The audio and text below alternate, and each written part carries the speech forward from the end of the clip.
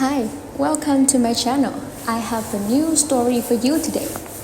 My name is Megan, 33 years old, and I am a financial auditor who just committed the ultimate sin in my family. I refuse to be their personal ATM. Last Saturday morning started quietly enough. The morning sun was pouring through our kitchen windows, and the smell of dark roast coffee filled the air. I was just taking my first sip when my phone vibrated loudly against the marble countertop. It was a text from my dad. Richard. The message was demanding and lacked any basic greeting. It simply read, "We need the $80. 000 for Ashley's wedding today. Wire it to your mother's account immediately. We have vendors waiting." I stared at the screen. There was no please. There was no inquiry about how my week was going. Just a demand for $80. 000 like I was a bank vault. They had the combination too. I did not cry. I did not hyperventilate. I simply let out a cold smirk, opened my banking app, and transferred exactly $80 to my mother's account. In the memo line, I typed, "Best wishes." Then I set my mug down, walked into the living room, and looked at my husband. Ryan changed the smart lock codes. I told him, my voice completely steady, and disable my parents' access fobs. Right now, before I continue this story, let me know where you are watching from in the comments below. Hit like and subscribe if you have ever had to set a hard boundary with relatives who only saw you as a resource. Growing up in a picture-perfect suburb of Chicago, my family always projected an image of flawless success. But behind closed doors, love was a currency, and I was perpetually overdrawn. My younger sister Ashley was the golden child. Whatever Ashley wanted, my parents, Richard and Diane, made sure she got, and I was expected to finance the shortfall. Ryan did not even question my request. He put down his tablet, pulled up the home security app on his phone, and immediately began revoking their access credentials. We had given them those FOBs for emergencies. Instead, they had been using our home like a vacation lounge whenever we were at work. "Are they really trying to squeeze you for the wedding money again?" Ryan asked, shaking his head as the system chimed to confirm the new security codes. He walked over to the front door, manually checking the deadbolt just to be sure. They actually asked for $80. 000 this morning, I replied, leaning against the door frame, and they expect it wired today. The sheer audacity of it is almost impressive. Ryan scoffed, pulling the old backup keys out of the console table drawer. The same people who could not be bothered to show up to your master's degree graduation last month. He tossed the keys into the trash can. Let us not forget they had a very important dress fitting to attend. I said, the sarcasm dripping from my words. I remembered standing in the university auditorium, holding my diploma in a sea of celebrating families. I had scanned the crowd for 30 minutes. Nobody came.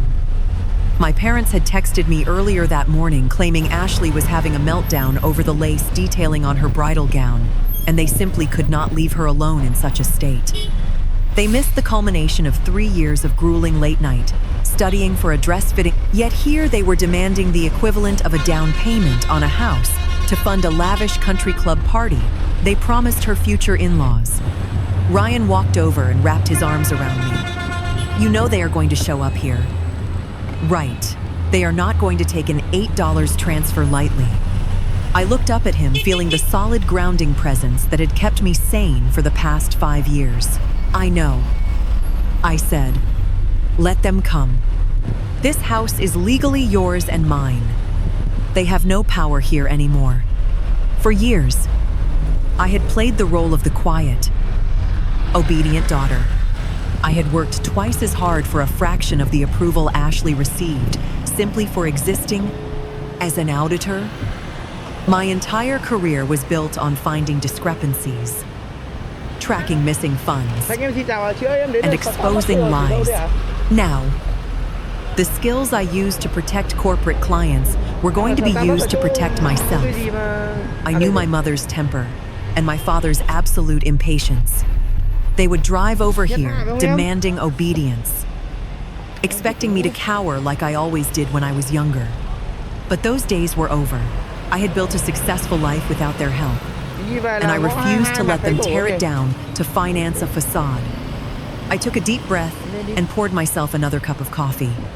The digital clock read 9:15. It would only be a matter of time before they realized the $8 was not a typo. The countdown had officially begun, and I was finally ready for the impending storm. 2 hours and 14 minutes. That was exactly how long it took for the storm to hit our front porch.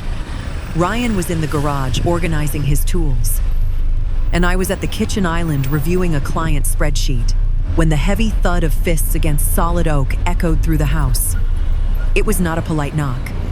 It was an entitled, aggressive pounding, the kind that expects immediate compliance and fears no consequences.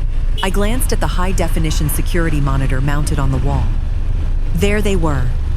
My father, Richard, was furiously jiggling the door handle. His face flushed a deep, unhealthy red with frustration. My mother, Diane, stood behind him, clutching her designer purse like a weapon ready to swing.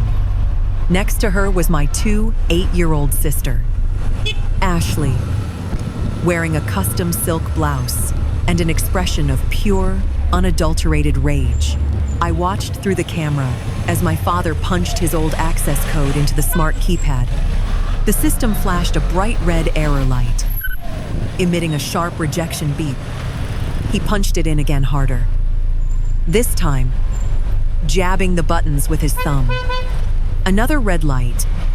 He kicked the base of the door, his shiny leather loafer scuffing the fresh white paint. Open this door right now. Megan, I know you are in there. His voice carried through the thick wood, muffled, but unmistakably furious. I took a slow, deliberate breath, closed my laptop screen, and walked out of the kitchen. Ryan emerged from the garage hallway. Wiping grease off his hands with a shop rag, he threw the rag on a chair and raised an eyebrow at me. Showtime, I whispered. I unlocked the heavy deadbolt, but kept the thick brass security chain firmly engaged. I cracked the door open just enough to see their furious faces, but not enough to let anyone push their way inside. What is the meaning of this? My father barked immediately, trying to shove the door inward with his shoulder. The heavy chain snapped taut with a loud metallic clank, stopping him cold. Why is the keypad rejecting my code? And why the hell did you only send $8 to your mother? Because that is all the financial support I will be providing for this wedding extravaganza. I replied, keeping my voice completely level and devoid of any emotion. And the code is changed because you no longer have access to my home. Ashley pushed past my mother, her perfectly manicured finger pointing aggressively through the narrow crack in the door. You are being completely unreasonable and psychotic. Shriket. You make 6 figures a year as a financial auditor. You literally investigate multi-million-dollar corporate accounts for a living. Bashmegan.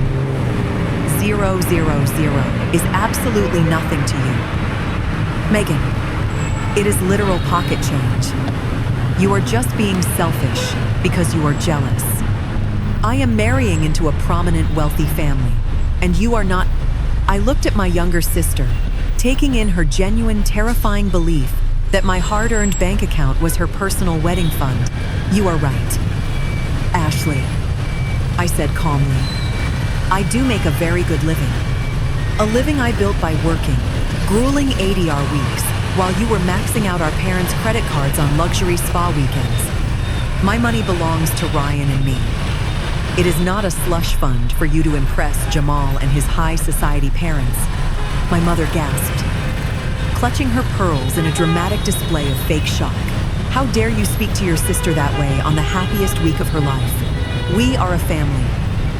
Megan, we share what we have. If we share what we have, I countered, looking directly into my mother's eyes. Then where were you both last month? Where was this deep sense of family loyalty when I was walking across the stage to receive my master's degree? I stared at the three of them, letting the uncomfortable silence stretch. You skipped the biggest academic achievement of my entire life because Ashley had a dress fitting. A dress fitting that you apparently could not even afford. So, do not stand on my front porch and preach to me about family loyalty. Diane's face contorted into a mask of professional victimhood. She forced tears into her eyes, her voice trembling perfectly. We raised you. Megan, we put a roof over your head.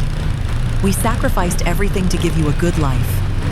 And this is how you repay your own flesh and blood. You owe us this money. You owe your sister a proper wedding. I owe you absolutely nothing, I stated. My grip, tightening on the edge of the doorframe, that was the breaking point for my father. The veins in his neck bulged as he slammed his open palm against the exterior siding of the house.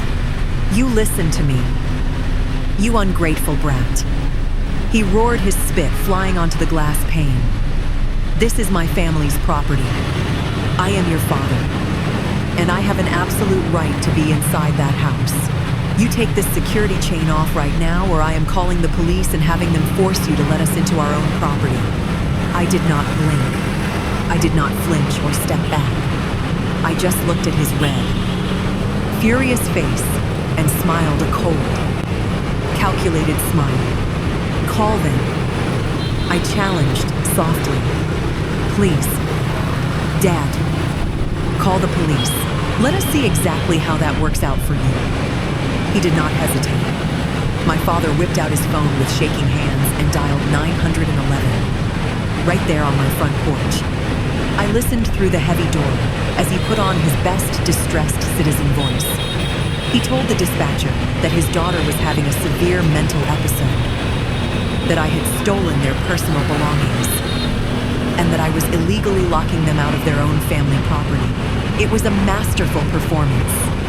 If I did not know the truth, I might have felt sorry for him. I stepped back from the door and walked into my home office. As a financial auditor, I never left anything to chance.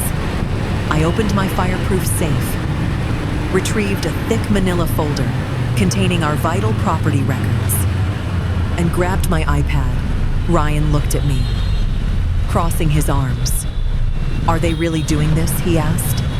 I just nodded. 10 minutes later, the flashing red and blue lights of 2 patrol cars reflected off our living room windows. 2 uniformed officers walked up the driveway, their hands resting cautiously on their duty belts. My father immediately rushed down the porch steps to meet them, pointing an accusatory finger toward the house. Officer, thank God you are here, he said loudly, ensuring his voice carried down the quiet suburban street. My daughter is inside. We let her stay in this house, and now she has changed the locks, stolen our personal items, and is refusing to let us in to retrieve them. She is completely out of control. My mother chimed in, dabbing her perfectly dry eyes with a tissue. We just want our things so we can leave her in peace. The older officer, a tall man with a stern expression, nodded and walked up onto the porch. He knocked heavily on the door. Mom, this is the police. Please open the door. I unlatched the chain and swung the door wide open. I did not look frantic or out of control. I looked like a professional who was utterly bored by a minor inconvenience. Good morning, officers, I said, offering a polite smile. I am so sorry my father wasted your time today. I stepped out onto the porch. Holding my iPad and the manila folder, Ryan stepped out right behind me. Standing tall and looking every bit the protective homeowner, the officer looked between me and my parents. Mom, your father states that this is his property and you have locked them out and stolen their belongings. Is that correct? I let out a short, dry laugh. No, officer, it is not. I opened the folder and handed him a crisp, officially stamped document. This is the deed to this house. My husband Ryan purchased this property 3 years ago, long before we were married. After our wedding, he legally added my name to the deed. You will not find Richard or Diane's names anywhere on that document, nor on the mortgage, nor on the property tax records. They do not own a single piece of wood or brick on this lot. The officer scanned the document, his expression shifting from cautious to visibly annoyed. He looked over at my father. Sir, is this true? My father stammered, his face turning a blotchy red. Well, I am her father. It is family property. We have rights. The officer handed the deed back to me. No, sir, you do not. I then tapped the screen of my iPad and turned it toward the two officers. Furthermore, I said, here is the security footage from 20 minutes ago. I hit play. The high-defin video clearly showed my father violently kicking the base of my front door and threatening to break in. The younger officer let out a heavy sigh and turned to my parents. Sir, you falsely reported a theft and claimed ownership of a property you have absolutely no legal right to. On top of that, we have video evidence of you attempting to damage the homeowner's door. If your daughter wants to press charges right now, I will be putting you in the back of my cruiser for trespassing and filing a false police report. The color instantly drained from my mother's face. Our next-door neighbor had stepped out onto her porch with her morning tea. Watching the entire spectacle unfold, Diane noticed her and physically shrank, mortified that her flawless suburban reputation was unraveling in broad daylight. We do not want any trouble, my mother whispered, pulling frantically on my father's sleeve. Richard, let us just go. My father glared at me, his fists clenched, but he knew he was defeated. He spun around and marched toward their luxury SUV. As they piled into the car, Ashley rolled down the back window. Her face was twisted in pure hatred. You are dead to us. Megan, she screamed at the top of her lungs. You are going to regret keeping that money. I watched them speed off down the street. I felt no regret, only clarity. The adrenaline of the morning confrontation slowly faded as the sun dipped below the horizon, casting long shadows across our living room. Ryan and I were sitting on the couch eating takeout Chinese food in comfortable silence. My phone had been aggressively vibrating on the coffee table for the last 6 hours, registering missed calls and angry texts from various relatives. My parents had likely spun their web of lies too. I had put it on silent, refusing to engage with the manufactured chaos. But around 8:00, a new notification popped up on the screen. It was a voicemail from my mother. Diane. I set my chopsticks down and stared at the glowing screen. Ryan muted the television and looked over with a knowing expression. Let me guess, he said, taking a sip of his water. The guilt trip phase of the operation has officially commenced. I nodded, tapped the screen, and put the message on speakerphone. My mother's voice filled the quiet room, trembling with perfectly rehearsed dramatic tears. Megan, please pick up, she sobbed, the audio crackling slightly. You cannot do this to us. You cannot do this to your own sister. You do not understand the position we are in. She took a ragged, theatrical breath before dropping the absolute bombshell. You know, Jamal comes from a very prominent family. His parents are incredibly wealthy. His mother is a retired judge, and his father owns a massive corporate law firm. When we met them for dinner last month, they were judging us. Megan, I could feel them looking down their noses at us. So, I told them we were paying for the entire $80. 000 wedding at the Oakage Country Club. I promised Jamal's mother we were also handling the down payment on their new house to prove we are of equal social standing.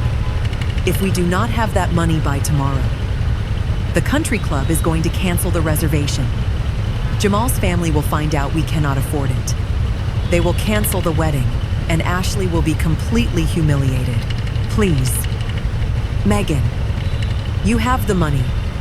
You are so independent and successful. Be the bigger person and save your family. The voicemail clicked off, leaving a heavy, suffocating silence in our living room. I just stared at the phone, a bitter laugh bubbling up in my chest. So that was it. The great emergency. The absolute crisis that justified attempting to break into my house and demanding my hard-earned savings. It was not about Ashley's happiness at all. It was about my mother's fragile ego and her desperate need to flex a financial muscle she did not actually possess in front of a wealthy African-American family who probably did not even care who paid for the wedding. Ryan rubbed his temples, leaning back against the couch cushions. "Let me get this straight," he said, his voice laced with disbelief. "Your mother lied to a retired judge about having 80 grand lying around. And her grandmaster plan to cover up that massive lie was to simply demand you empty your bank accounts to fund her delusion." "Exactly," I replied, deleting the voicemail without a second thought. It is the same toxic dynamic she has played my entire life. She weaponizes my independence while treating Ashley like absolute royalty. We spent the next hour talking through the sheer insanity of it all. I explained to Ryan how this had always been the pattern. When I was 19 and working 2 jobs to put myself through college, my mother called me selfish for not buying Ashley a designer prom dress. When I bought my first used car, she demanded I let Ashley drive it to her sorority events because Ashley needed to keep up appearances. My independence was never celebrated in our house. It was merely viewed as a resource to be harvested whenever Ashley needed a bailout. My parents had groomed my sister to believe that looking wealthy was more important than actually working for it. And they groomed me to be the silent financier of that illusion. "You are not giving them a dime," Ryan stated firmly, taking my hand. "They made this bed with their own lies, and now they get to sleep in it." Jamal is a 30-year-old plastic surgeon. If he wants a country club wedding, he can pay for it himself. I squeezed Ryan's hand, feeling that same cold clarity from this morning wash over me again. "I am not responding to her," I said. "I am not playing the savior. And I am certainly not funding her fragile ego." But as I sat there, my professional instincts began to itch. Something about the timeline did not add up. If the country club needed $80, 000 tomorrow, how exactly had my parents planned to get that money before they realized I was not going to play along? They had no savings. Their credit was terrible. I opened my laptop. It was time to do some digging. Before my fingers could even strike the first key on my laptop, my phone screen lit up with a new text message notification. It was a number I barely recognized, but the contact name Ryan had synced to our shared family list gave it away immediately. Jamal, my future brother-in-law, the 30-year-old plastic surgeon who had been treated like absolute royalty by my parents since the day Ashley brought him home. I stared at the notification banner, debating whether to just swipe it away and ignore him entirely. But curiosity got the better of me. I opened the message. It was a massive block of text, meticulously punctuated and dripping with unbearable condescension.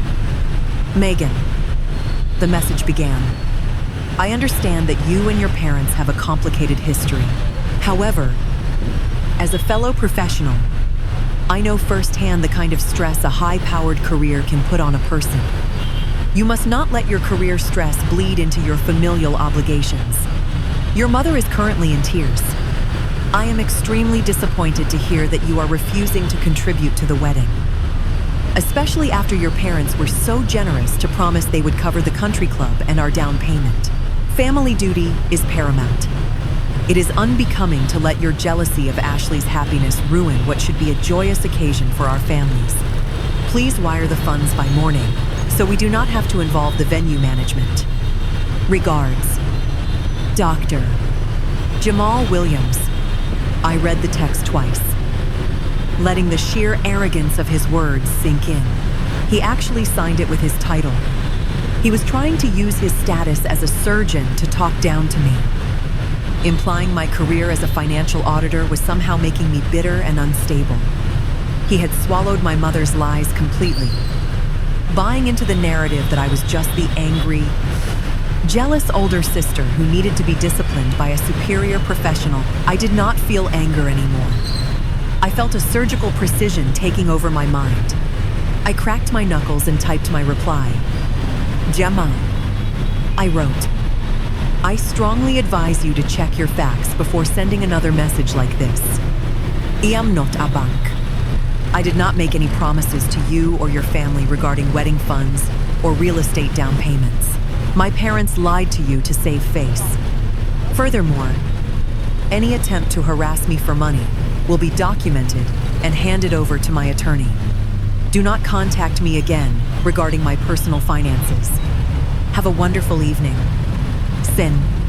I tossed the phone face down on the coffee table and pulled my laptop closer. Ryan was watching me from the couch, shaking his head. What did he say? Ryan asked. I gave him a brief summary, and Ryan just rolled his eyes. The guy is as arrogant as your sister. They are perfect for each other. I nodded, but my mind was already moving past Jamal. The text had actually clarified something crucial for me. Jamal confirmed that my parents had specifically promised $80, 000, to cover both the venue and the house down payment. As an auditor, I look for patterns, anomaly, and specific figures. 80 yuan. 000 is a very specific amount. If you are going to lie to a wealthy family about paying for a wedding, you usually throw out a vague promise to handle the bills. You do not commit to a hard, exact number like 80, 000, unless you actually believe you are getting your hands on exactly $80. Ling, ling, ling. My fingers hovered over the keyboard as my analytical brain kicked into overdrive. How did my parents plan to get that money before demanding it from me? They had texted me this morning in an absolute panic, demanding a wire transfer today. That meant whatever plan they originally had must have fallen through at the last absolute minute, or a payment deadline had suddenly arrived that they could not meet. People with terrible credit do not just magically pull that kind of cash out of thin air. They have no equity in their rented house. They have no valuable assets to liquidate. So where was the money supposed to come from? If they had gone to a traditional bank for a loan, they would have been denied weeks ago. My father's credit score was abysmal after a failed business venture 5 years ago. And my mother had maxed out every credit card in her name to keep up appearances for her country club friends. Yet, they had confidently promised Jamal's mother this exact sum. They must have found a lender. But who would lend to them? Unless, of course, they did not use their own names. A cold chill crept down my spine as a horrifying theory began to take shape in my mind. In my line of work investigating corporate fraud, I saw how desperate people behaved when they were backed into a financial corner. They cut corners, they forged documents, they used assets that did not belong to them. I opened a secure browser window and navigated to the public county records database. I needed to see exactly what kind of financial footprint my parents had been leaving over the past month. I was done reacting to their drama. I was going to follow the money, and I knew exactly where to start digging. I booted up my secure work portal. As a certified financial auditor, I had legal access to comprehensive public record databases that the average person did not even know existed. I started with the county clerk's office. I typed in my father's legal name, Richard, and hit search. The results populated almost instantly, and the financial picture they painted was absolutely disastrous. My parents had always projected an image of upper-middle-class wealth. But the digital paper trail told a completely different story. I scrolled through page after page of red flags. There were multiple tax liens from the past 5 years. I found a public filing for a recently denied second mortgage on the small townhouse they had downsized to last year. The bank had flat out rejected their application due to a dangerous debt-to-income ratio. I dug deeper, running a soft inquiry on their associated public credit profiles. While I could not see their exact credit scores without authorization, the public aggregate data showed they were completely maxed out. They had open credit lines at 5 different high-interest department stores and 2 recent civil judgments from unpaid medical bills. They were drowning. They were living paycheck to paycheck, floating their lifestyle on minimum payments and sheer denial. I leaned back in my chair, staring at the glowing screen. The math was indisputable. No legitimate lending institution in the United States would ever approve my parents for an $80,000 unsecured personal loan. It was a statistical impossibility. So, how did they get the money to promise Jamal's family? A cold dread settled in my stomach. They had to have used a cosigner. Or worse, they had completely forged an application using someone else's pristine financial history. My mind raced through the possibilities. Did they use Ashley? No. Ashley's credit was just as bad as theirs. Did they use a distant relative? Before I could spiral any further into the dark rabbit hole of my parents' financial crimes, 2 large, calloused hands gently closed my laptop screen. I looked up. Ryan was standing there dressed in a sharp charcoal suit. His hair neatly styled. "You promised," he said gently, tapping the top of the closed laptop. "Tonight is about us. No spreadsheets, no county records, and absolutely no drama involving Richard, Diane, or Ashley." I blinked, suddenly remembering what day it was. It was our 3rd wedding anniversary. In the chaos of the morning lockout and the afternoon threatening texts, I had completely lost track of time. I looked down at my sweatpants and oversized university t-shirt, feeling a sudden wave of guilt. Ryan had been planning this evening for weeks. "I am so sorry." Isaihu, rubbing my tired eyes. My brain just cannot let this go. They are hiding something massive. "Ryan, I can feel it." "I know they are," he replied, pulling me out of the office chair and wrapping his arms around my waist. "But whatever fraud they are committing will still be there tomorrow morning. Tonight, I am taking my beautiful wife to the best steakhouse in the city, and we are going to celebrate the fact that we built an amazing life together without a single dime of their dirty money. Now go put on that silk dress I love. Our reservation is in 45 minutes." He was right. I needed a mental break.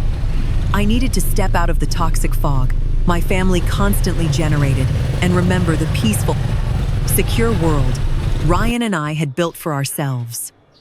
I took a quick shower, slipped into my favorite evening dress, and forced myself to leave my phone on the kitchen counter. For the next few hours, I was going to be completely unreachable. Ryan drove us downtown to an exclusive high-end steakhouse called the Sterling Room. It was the kind of establishment that required reservations months in advance, featuring dim ambient lighting, mahogany paneled walls, and waiters in crisp white tuxedos. The moment we walked through the heavy brass doors, the smell of seared ribeye and expensive red wine washed over me, instantly calming my frayed nerves. The hostess greeted us warmly and led us through the bustling main dining room. Low jazz played in the background, blending with the soft clinking of crystal glasses and polite conversation.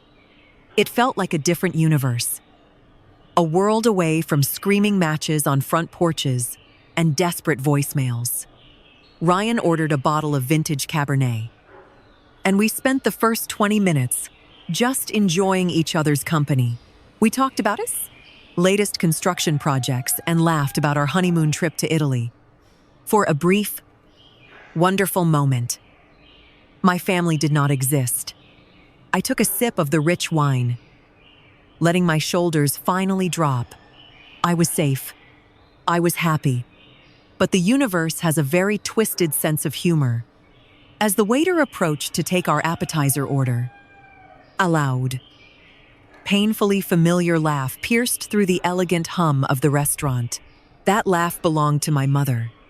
I froze my hand hovering over my water glass. Ryan looked up, his jaw tightening instantly as he followed my gaze toward the front of the dining room. The elegant hostess, dressed in a sleek black gown, was leading a party of 5, directly toward the large velvet-lined booth adjacent to our table.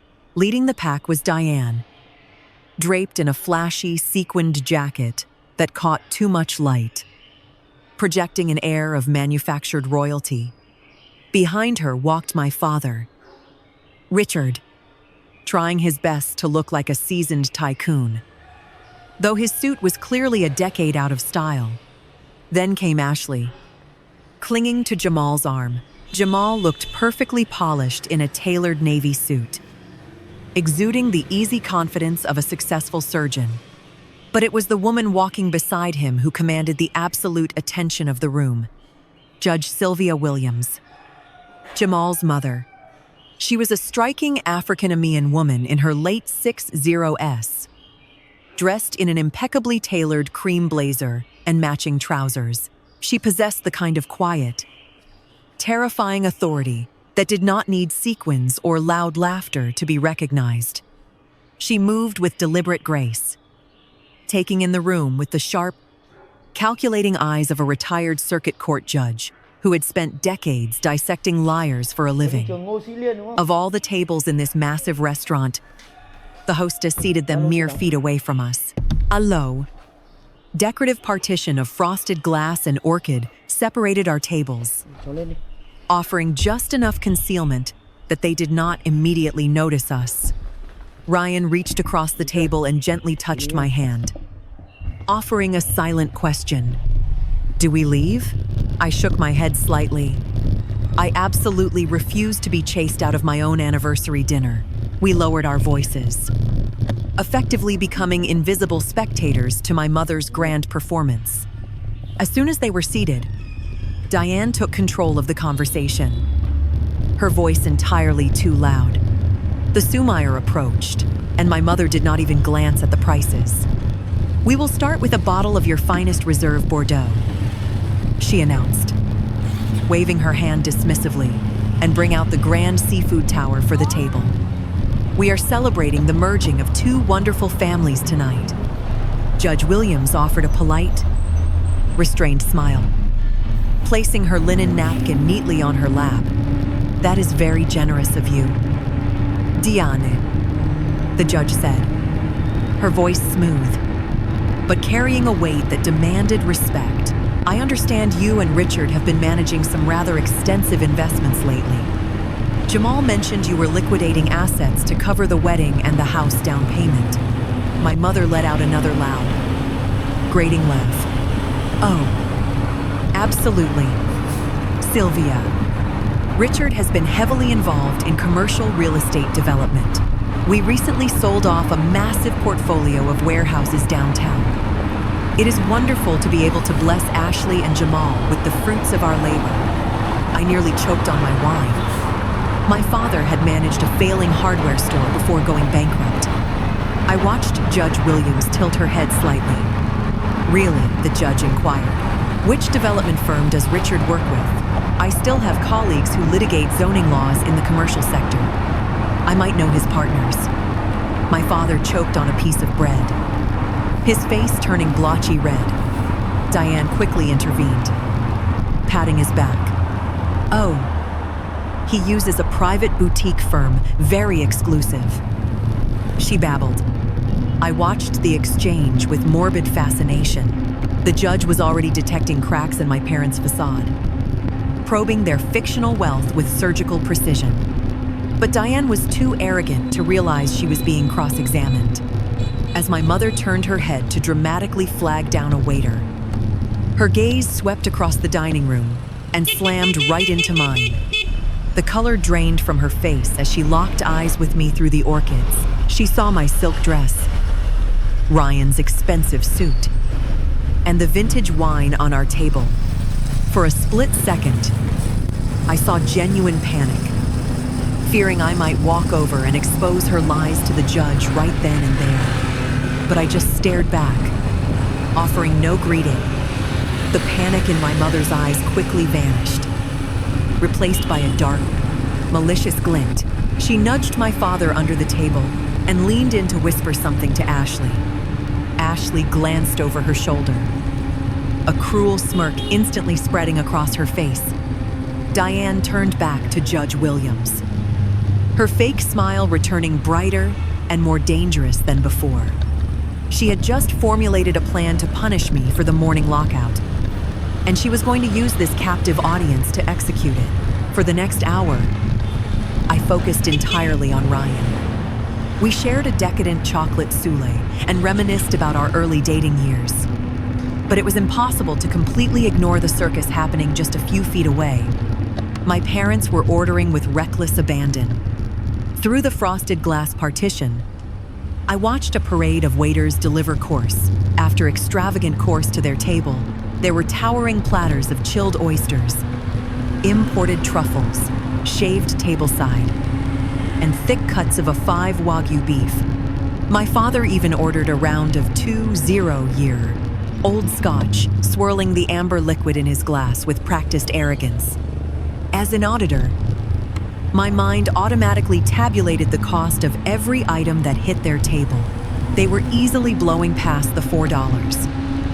Nulmak, racking up a tab that exceeded my father's entire monthly income, back when he actually had a steady job.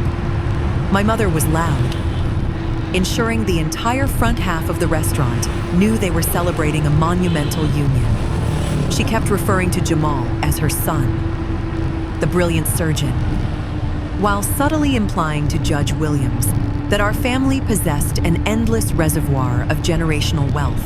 It was a masterclass in delusion. Eventually, the plates were cleared, and Ryan raised his hand to signal our waiter for the check. Our meal had been indulgent, but reasonable, a well-earned celebration of our 3 years of marriage. As our waiter nodded and headed toward the point-of-sale terminal, I saw my mother abruptly slide out of her velvet booth. She smoothed her sequin jacket and intercepted the young waiter right by the espresso machine. I watched her lips move rapidly. She gestured grandly toward our table, then pointed back to hers. The waiter hesitated, his brow furrowing in confusion. My mother pressed a manicured hand to her chest, offering him a sickeningly sweet smile, and gave him a firm nod. The waiter typed something into the screen and printed the ticket. My mother practically skipped back to her booth. As she slid into her seat, she leaned across the table and spoke at a volume specifically calculated to reach our ears and echo through the surrounding tables. Please put your wallets away. Sylvia. She beamed at the retired judge. Do not even think about reaching for the check. My eldest daughter, Megan, is sitting right over there. She is so incredibly successful, and she absolutely loves treating us. She insisted on picking up the tab for tonight. It is just her little way of giving back to the family that gave her so much. Judge Williams looked over the partition, offering me a polite, appreciative nod. Jamal smirked clearly, thinking I had finally caved to his patronizing text message from earlier. Ashley just rolled her eyes, as if my financial servitude was simply her birthright.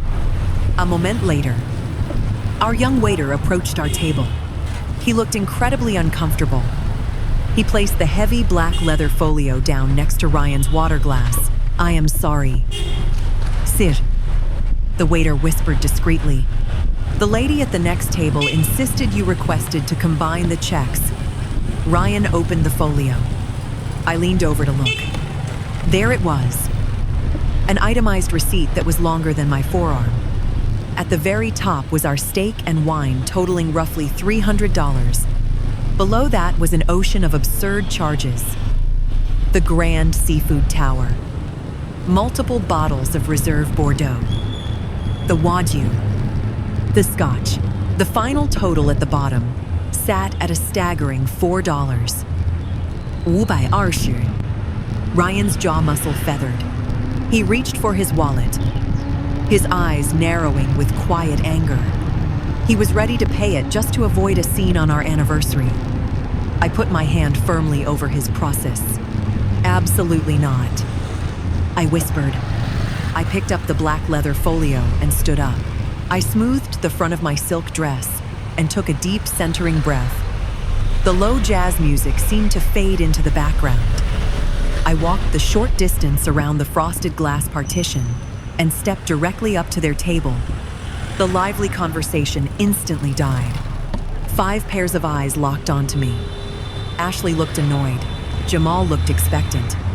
My father stared intently at his water glass. Suddenly fascinated by the ice cubes, Judge Williams looked up at me, her sharp, intelligent eyes scanning my face, waiting for me to play the role of the devoted, wealthy daughter my mother had just advertised. I did not raise my voice. I did not frown or look angry. I offered a pleasant, terrifyingly calm smile. I reached across the table and gently dropped the heavy leather folio directly onto my mother's dessert plate. It landed with a soft, final thud right next to her half-eaten slice of cheesecake. "I am paying for my own anniversary dinner," I stated, my voice ringing with crystal clarity.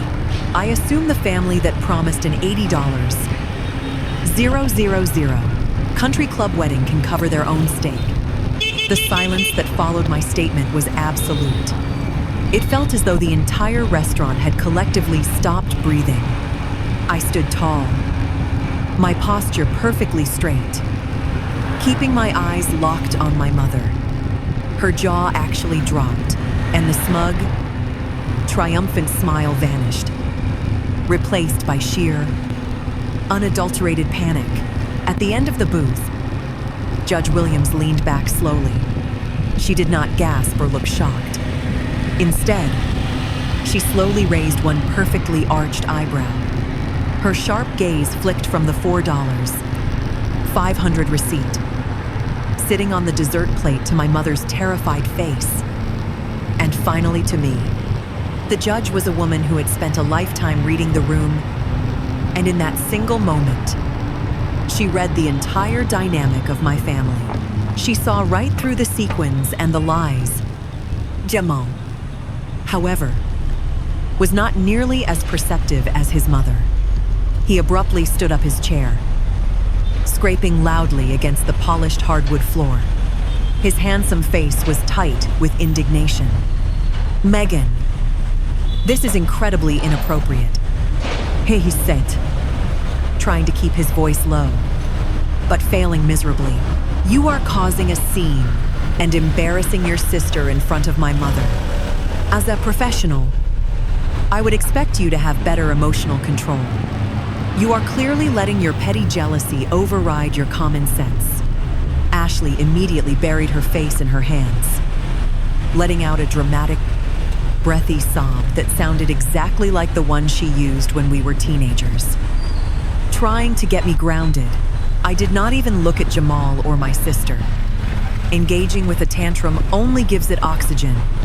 I turned my attention entirely to the only person at that table whose opinion actually mattered. "Judge Williams," I said, my voice warm and completely composed. "It was an absolute pleasure to finally meet you. I hope the rest of your evening is wonderful." She looked at me, a faint, knowing smile playing at the corners of her mouth. "Have a lovely anniversary."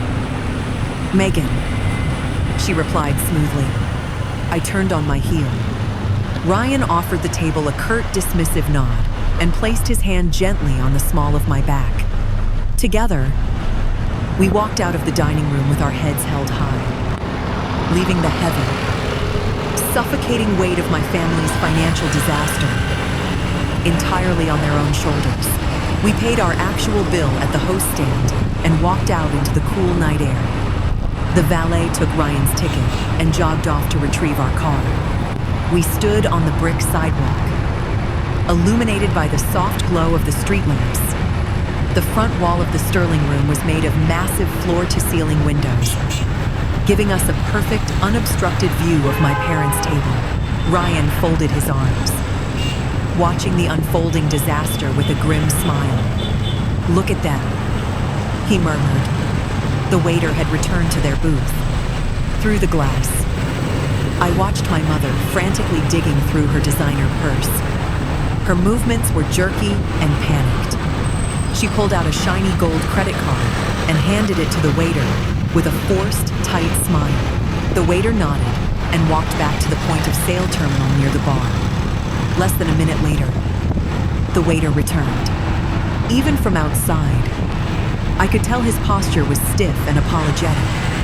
He placed the gold card back on the table, shaking his head.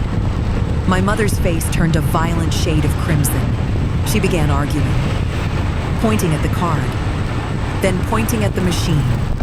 Judge Williams sat perfectly still, watching the chaotic display with the detached interest of an auditor reviewing a faulty ledger. My mother snatched the first card back and aggressively slapped a second card onto the table. The waiter took it, returning moments later with the exact same apologetic shake of his head. 2 declines on a $4, $500 bill in front of the wealthy family they were trying so desperately to impress.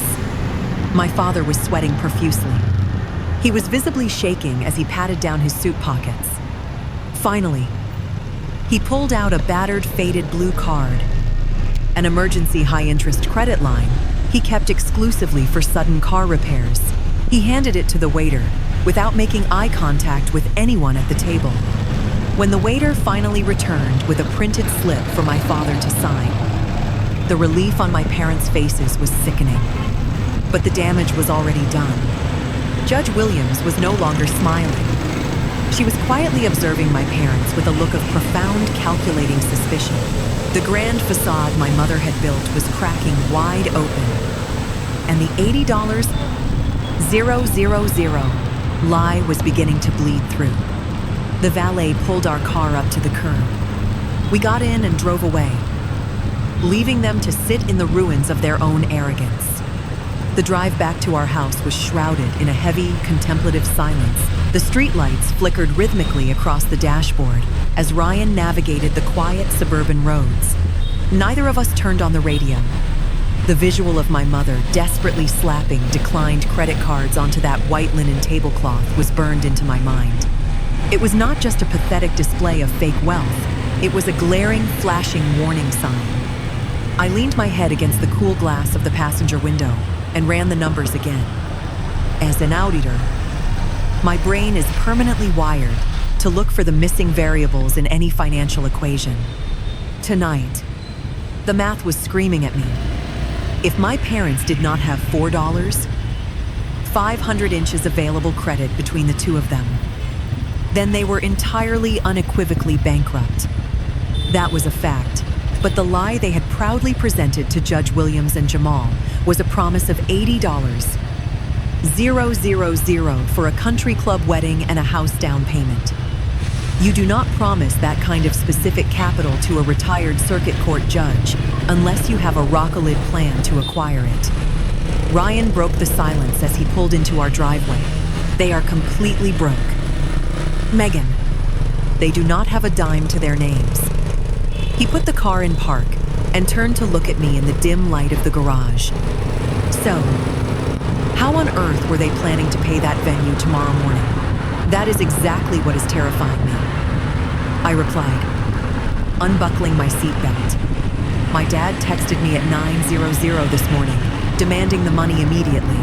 That means whatever plan they originally had in place must have collapsed at the very last second. Or worse, a payment they were counting on fell through and they panicked. They tried to use me as their emergency parachute. We walked into the house, and the quiet security of our home wrapped around me. But I could not relax. I dropped my clutch on the kitchen counter, slipped off my heels, and walked straight into my home office. Ryan followed closely behind. Leaning against the door frame as I powered up my laptop, the soft blue glow of the screen illuminated the dark room. I was no longer looking at county records or public filings. The desperate display at the restaurant had shifted my entire perspective. My parents were not just toxic and manipulative, they were desperate. And desperate people do not just stop at lying. They cross legal boundaries. I need to check my own identity, I told Ryan, my fingers flying across the keyboard. In my profession, maintaining an immaculate credit score and a spotless financial background is not just a point of pride, it is a strict requirement for my corporate licensing. A single major flag on my credit report could trigger an internal review at my firm and potentially cost me my job. I had always been careful, but I realized with a sickening jolt that my parents knew my social security number, my date of birth, and my entire residential history. They had all the keys to my financial identity. I navigated to the premium portal of a comprehensive credit monitoring bureau. This was not the free watered-down version available to the general public. This was a secure, high-level monitoring service I used for my auditing credentials. It tracked every single hard inquiry, every newly opened account, and every address change associated with my name across all 3 major credit bureaus. I typed in my master password, completed the 2-factor authentication on my phone, and hit enter. The loading icon spun on the screen for what felt like an eternity. Ryan walked over and stood behind my chair, placing a comforting hand on my shoulder. "You think they actually tried to use your name?" he asked, his voice low and tight with anger. "I do not know," I whispered, keeping my eyes locked on the spinning circle. "But they promised exactly $80. Ling, ling, ling. That is the size of a substantial unsecured personal loan. A loan that requires an excellent credit score, a solid debt-to-income ratio, and verifiable employment history. They have none of those things. But I do." The dashboard finally loaded, displaying a dashboard of my financial health. My overall score was sitting at its usual pristine high 800s. At first glance, everything looked completely normal. My mortgage with Ryan was listed in good standing. My 2 primary credit cards showed a 0 balance. I let out a slow breath, feeling a momentary wave of relief wash over me. Maybe I was being paranoid. Maybe their plan was simply to extort me all along. But then I clicked on the tab labeled Recent Activity. My stomach dropped violently. The blood drained from my face, and a cold sweat broke out across my palms. Ryan leaned in closer to the screen, his grip tightening on my shoulder. Right there at the very top of the ledger was a glaring red notification that had been posted less than 3 weeks ago. Someone had bypassed my standard security locks. Someone had used my identity, and they had not started small. Right there in bold black text was a newly originated account under the category of unsecured personal loans. The principal amount made the breath catch in my throat. 80美元. Ling, ling, ling. The lender was a predatory online financial institution, specializing in high-interest bridge loans. It was exactly the type of lender that asked very few questions and expedited funding rapidly, as long as the applicant possessed a flawless credit history. I clicked on the Expanded Details tab, my hands physically shaking over the keyboard. The origination date was exactly 3 weeks ago.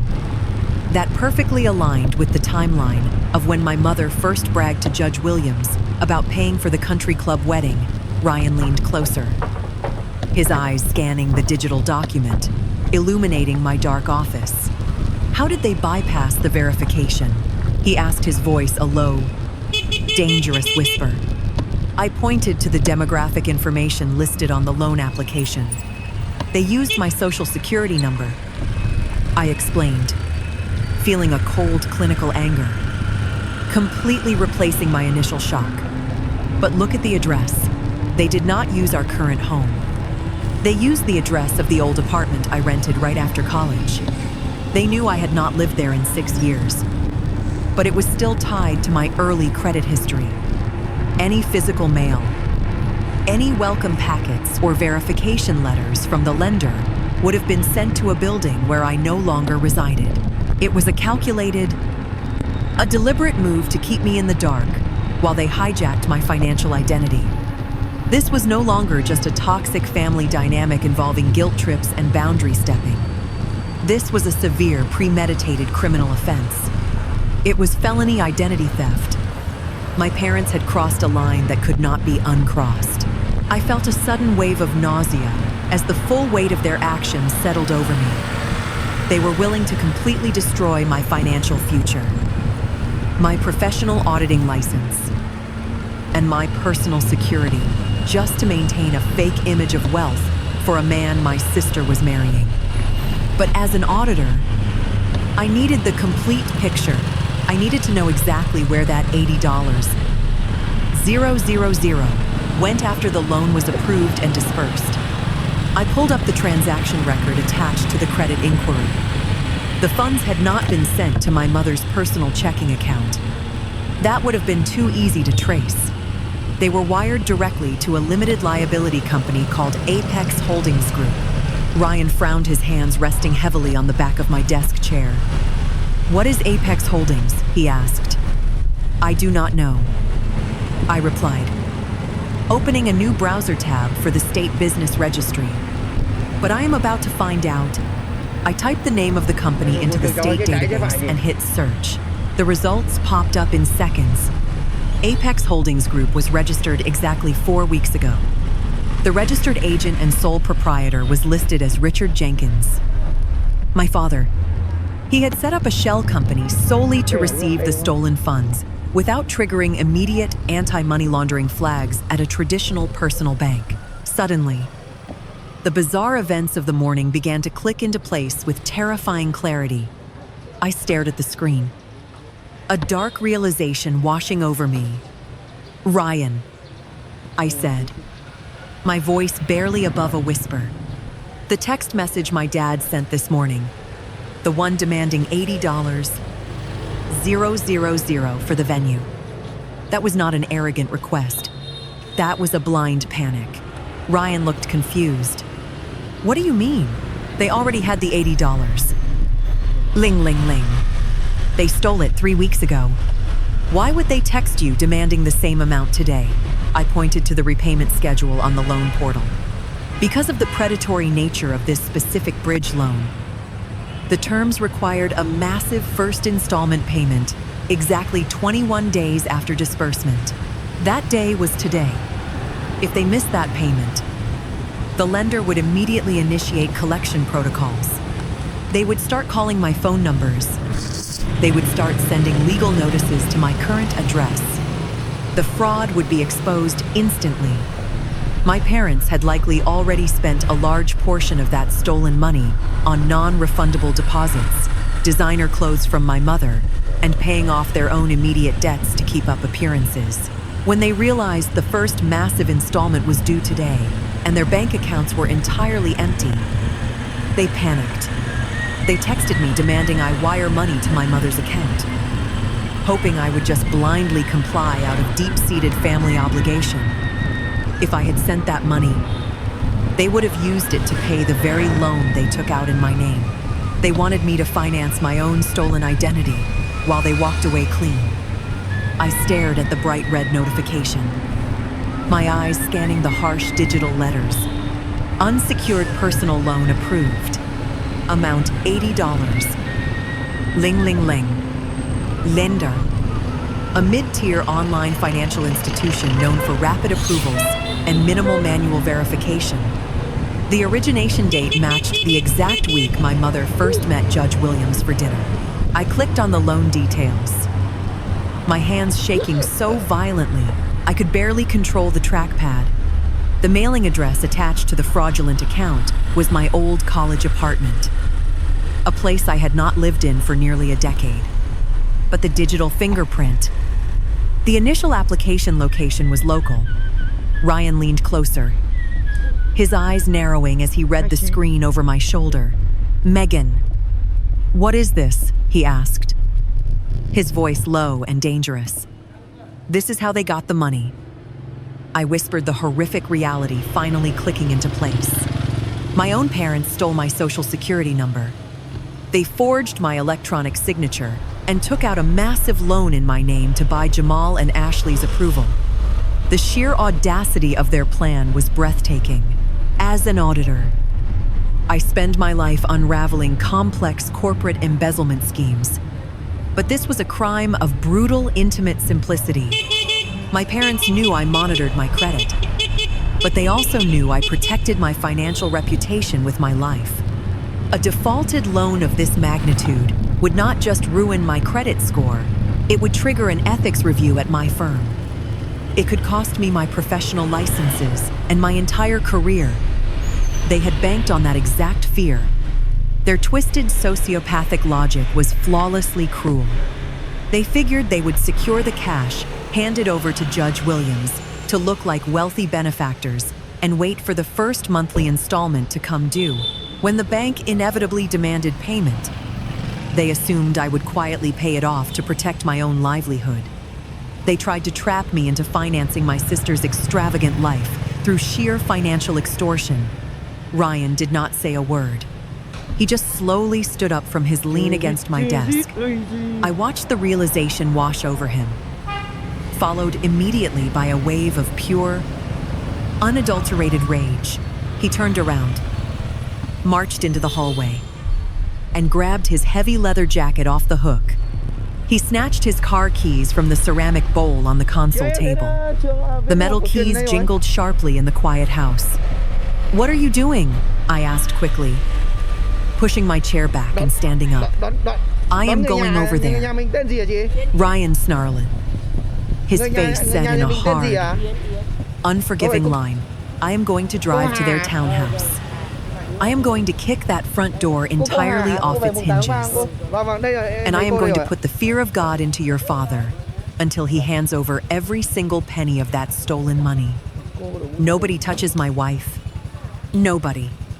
He was already reaching for the front door handle. I ran across the living room and planted myself firmly between Ryan and the heavy wooden door, pressing both of my hands flat against his chest.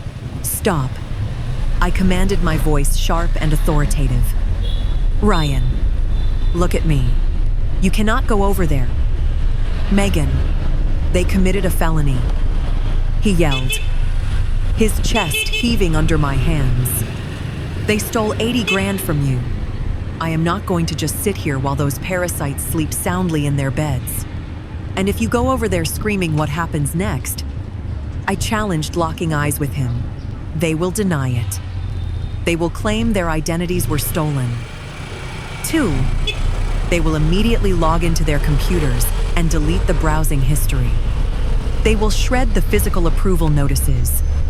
They will destroy the paper trail before the police can even secure a warrant." Ryan paused. His jaw clenched so tight, it looked painful. His breathing was heavy. But the logic was piercing through his anger. "I am a financial investigator." "Ryan," I said softly, dropping my hands from his chest, "I know exactly how fraudsters operate when they are cornered. If we confront them now, we tip our hand. We give them time to fabricate a defense or hide the funds. We cannot just be angry. We have to be smart. We have to be surgical." Ryan let out a long, frustrated exhale, his shoulders dropping slightly. He tossed the car keys back into the ceramic bowl with a loud clatter. "So, what do we do?" he asked. "We cannot just let them get away with this. We are not letting them get away with anything. I replied, a cold, dark resolve settling deep into my bones. The emotion was gone, replaced entirely by the calculating precision of my profession. They think I am just an obedient daughter who will quietly clean up their mess to avoid a scandal. But they forgot what I actually do for a living. I am going to build an airtight, bulletproof legal case. I am going to gather the IP logs, trace the wire transfers, and lock down the evidence so tightly that no lawyer in this state can save them. We are not going to yell at them, Ryan. We are going to destroy them. The next morning, the sun rose over a quiet house. I had not slept a single minute. I spent the entire night sitting at my desk, outlining my strategy on a yellow legal pad. At 7 inches the morning, I called my firm's senior partner and requested an immediate personal day. I told him I was dealing with a severe, unexpected legal matter involving identity theft. Given the sensitive nature of my profession, he did not ask any probing questions. He simply told me to take all the time I needed to secure my finances. Ryan kissed my forehead, grabbed his keys, and told me to call him the second I needed him before heading off to his construction site. As soon as his truck pulled out of the driveway, I turned my home office into a literal war room. My first target was the online lending institution that had approved the fraudulent $80. Komluan. I bypassed their standard customer service line, digging through corporate directories until I found the direct number for their fraud and risk management department. When the representative answered, I did not sound like a panicked victim. I introduced myself using my professional auditor credentials. I calmly explained that a massive unsecured personal loan had been opened under my social security number without my knowledge or authorization. The representative tried to read from a standard script, but I cut him off. I provided my actual identification, verifying my current address, and answering deep credit history, security questions that my parents could never possibly know. Within 15 minutes, the representative confirmed the fraud alert. I had the entire account completely frozen. Not a single additional cent could be withdrawn, transferred, or utilized. But freezing the account was just a defensive move. I needed offensive weapons. I demanded the representative email me the complete application packet. I specifically requested the digital footprint logs, the device media access control identifiers, and the electronic signature certificates used to authorize the loan because I was the named victim and possessed the credentials to escalate the matter. The bank complied. Within an hour, a secure, encrypted zip file landed in my inbox. I opened the file and began dissecting the digital documents. It was a breathtakingly sloppy, desperate job. The electronic signature on the promissory note was legally binding, but the digital trail left behind was glaringly obvious. I ran a quick geolocation trace on the IP address used to submit the application. It belonged to the specific internet service provider, servicing my parents' subdivision. The trace pinpointed directly to their townhouse router. Furthermore, the backup email listed on the application was an old university email address I had abandoned nearly a decade ago. But the most damning piece of evidence was the two-factor authentication number. The recovery phone number attached to the fraudulent account was my mother's personal cell phone. Diane had literally tied her own mobile device to a federal crime. With the physical evidence printed and neatly organized in a heavy-duty red folder, I got into my car and drove straight to the local police precinct. I walked up to the front desk and calmly asked to speak with a financial crimes detective regarding felony identity theft and bank fraud. I did not just sit down and hand them a dramatic family soba story. I handed them a fully investigated, airtight, prosecutable case. I gave the detective the IP logs, the forged application, the bank records, and the aggressive text messages from my father demanding the exact amount of the loan. The detective took one look at the heavily tabbed file, shook his head in utter disbelief, and officially opened a criminal case.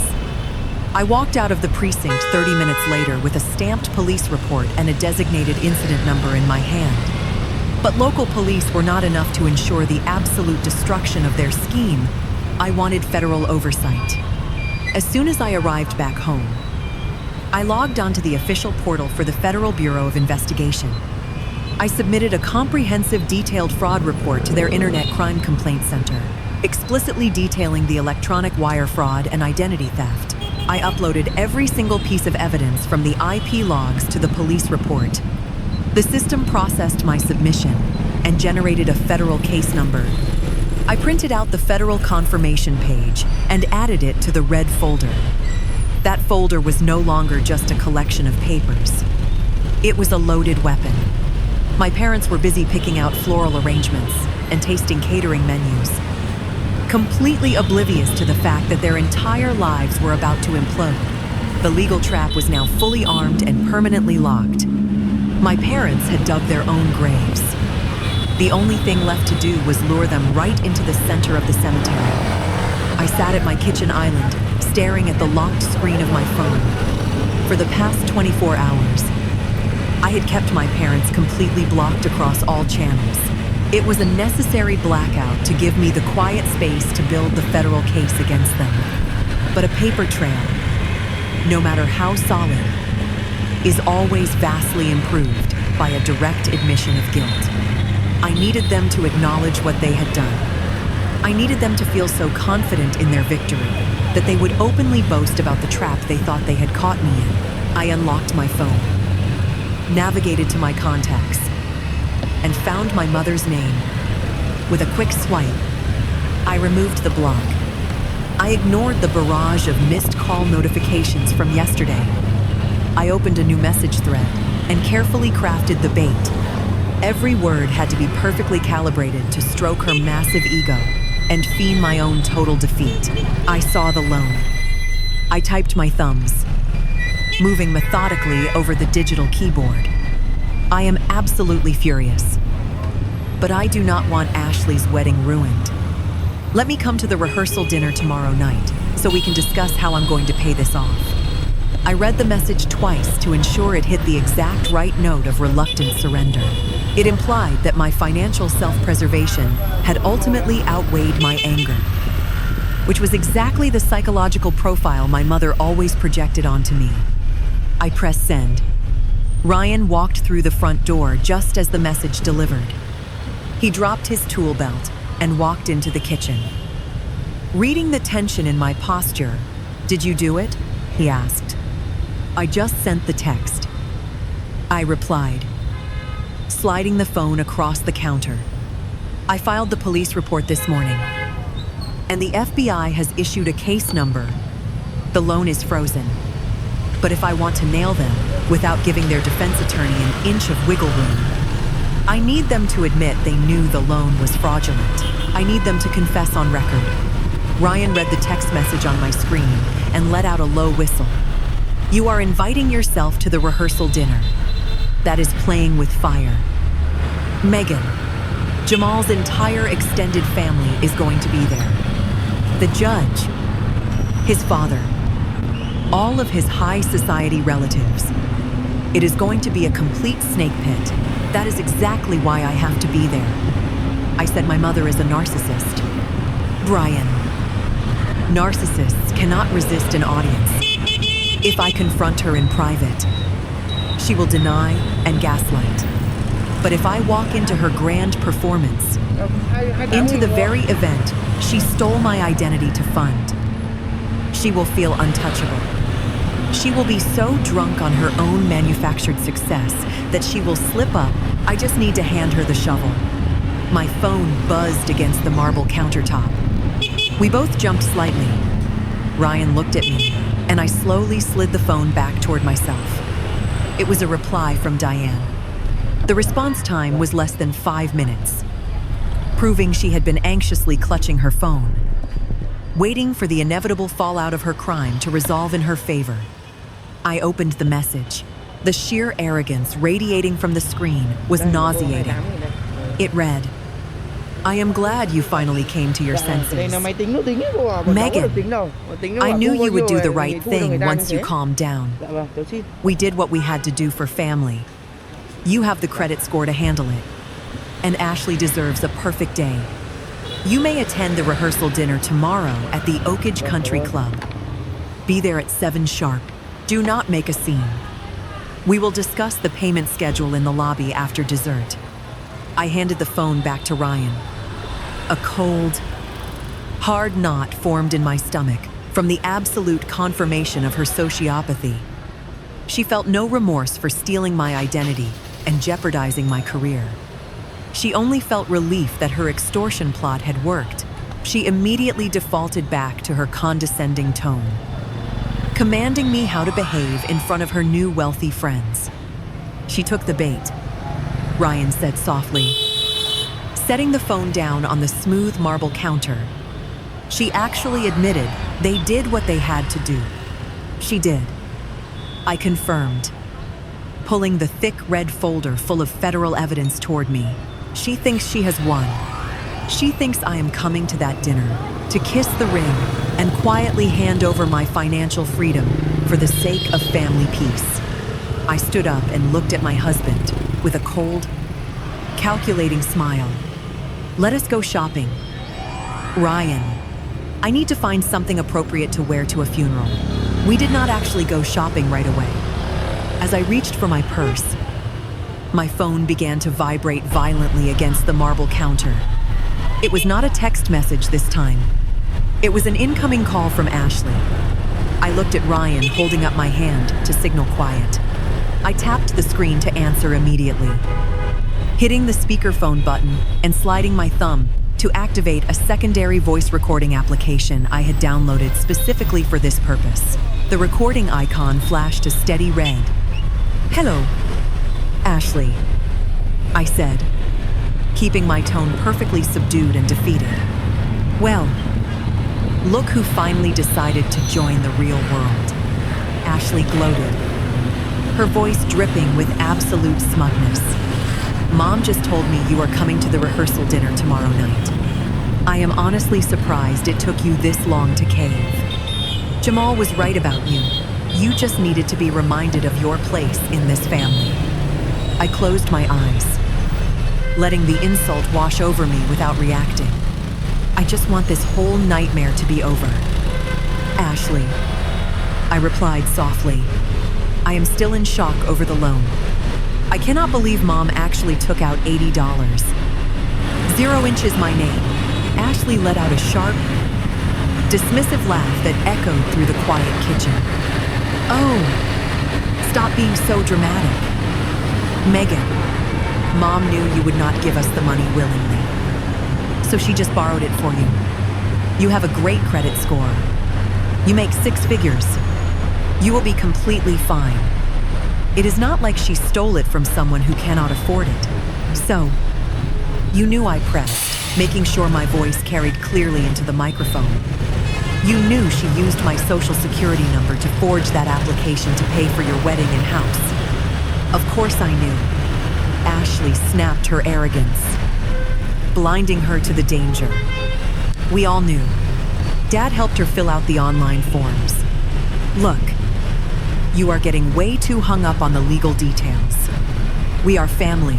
What is yours is ours. We are just reallocating the funds to where they actually matter.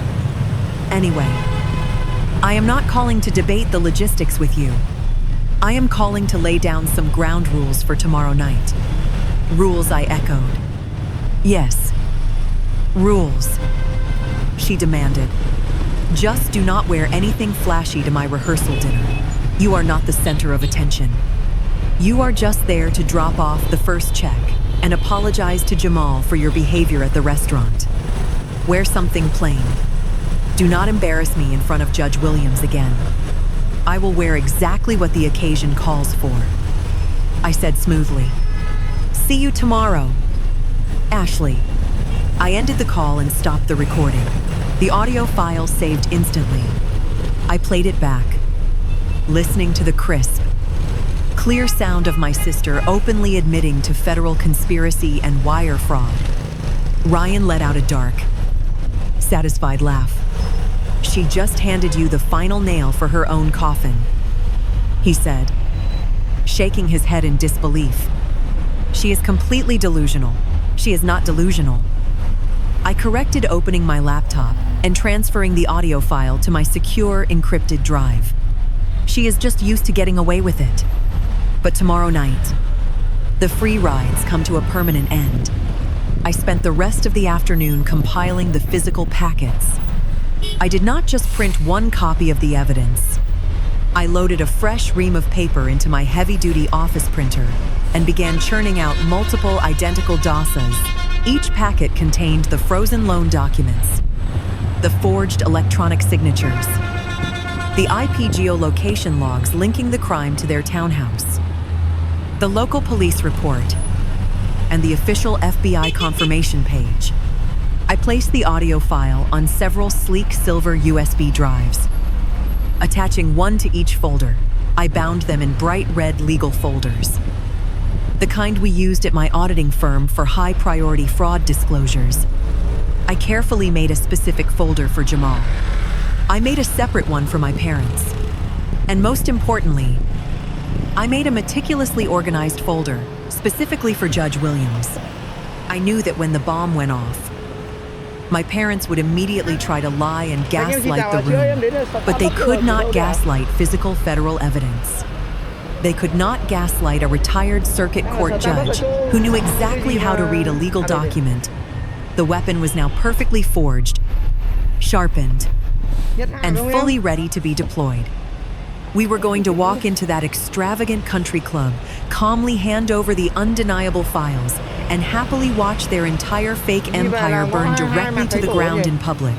Let them enjoy their little rehearsal tonight. Tomorrow, they would finally face the absolute devastating consequences of their own incredibly selfish actions. The next evening, and the Oakage Country Club looked like a scene straight out of a luxury lifestyle magazine. Ryan handed the keys to a valet dressed in a crisp white uniform, and we walked up the sweeping stone steps toward the grand entrance. The venue was breathtakingly expensive. The kind of place that required a massive initiation fee just to walk through the front doors. Massive crystal chandeliers cast a warm, golden glow over polished marble floors. A string quartet played softly in the corner of the grand foyer, their music floating over the low hum of elegant conversation and the clinking of crystal champagne flutes. Every floral arrangement was a towering display of white roses and imported orchids. It was a beautiful setting built entirely on an incredibly ugly and desperate lie. I tightened my grip on the handle of my sleek black leather briefcase. Inside were the bright red legal folders, each one meticulously arranged and ready for distribution. Ryan adjusted his dark suit tie, leaned down, and kissed my cheek. "You look incredible," he whispered, his eyes scanning the crowded room. "Are you absolutely ready to do this?" I smoothed the skirt of my dark navy dress. It was a conservative professional cut, exactly the kind of attire one might wear to a high-stakes corporate deposition or a federal hearing. It was certainly not the plain, invisible outfit my sister had commanded me to wear, but it commanded respect. "I am more than ready," I replied, offering him a cool, confident smile. We stepped through the double doors into the main banquet hall, and the sheer scale of the delusion my parents had spun became immediately apparent. The room was packed with Jamal's extended family, and it was an intimidating crowd by any standard. This was not a modest neighborhood gathering. These were highly educated, deeply connected professionals. As an auditor, I habitually cataloged the wealth in a room. I recognized a prominent local politician, several high-powered defense attorneys, and senior hospital administrators mingling near the open bar. And floating right in the middle of this high society say was my mother. Diane was wearing a glittering floor-length designer gown that probably cost more than her monthly rent. She held a flute of champagne delicately in one hand, throwing her head back in, forced theatrical laughter as she charmed a group of Jamal's distinguished uncles. She was playing the role of the century, acting like the wealthy, carefree matriarch of a sprawling real estate empire.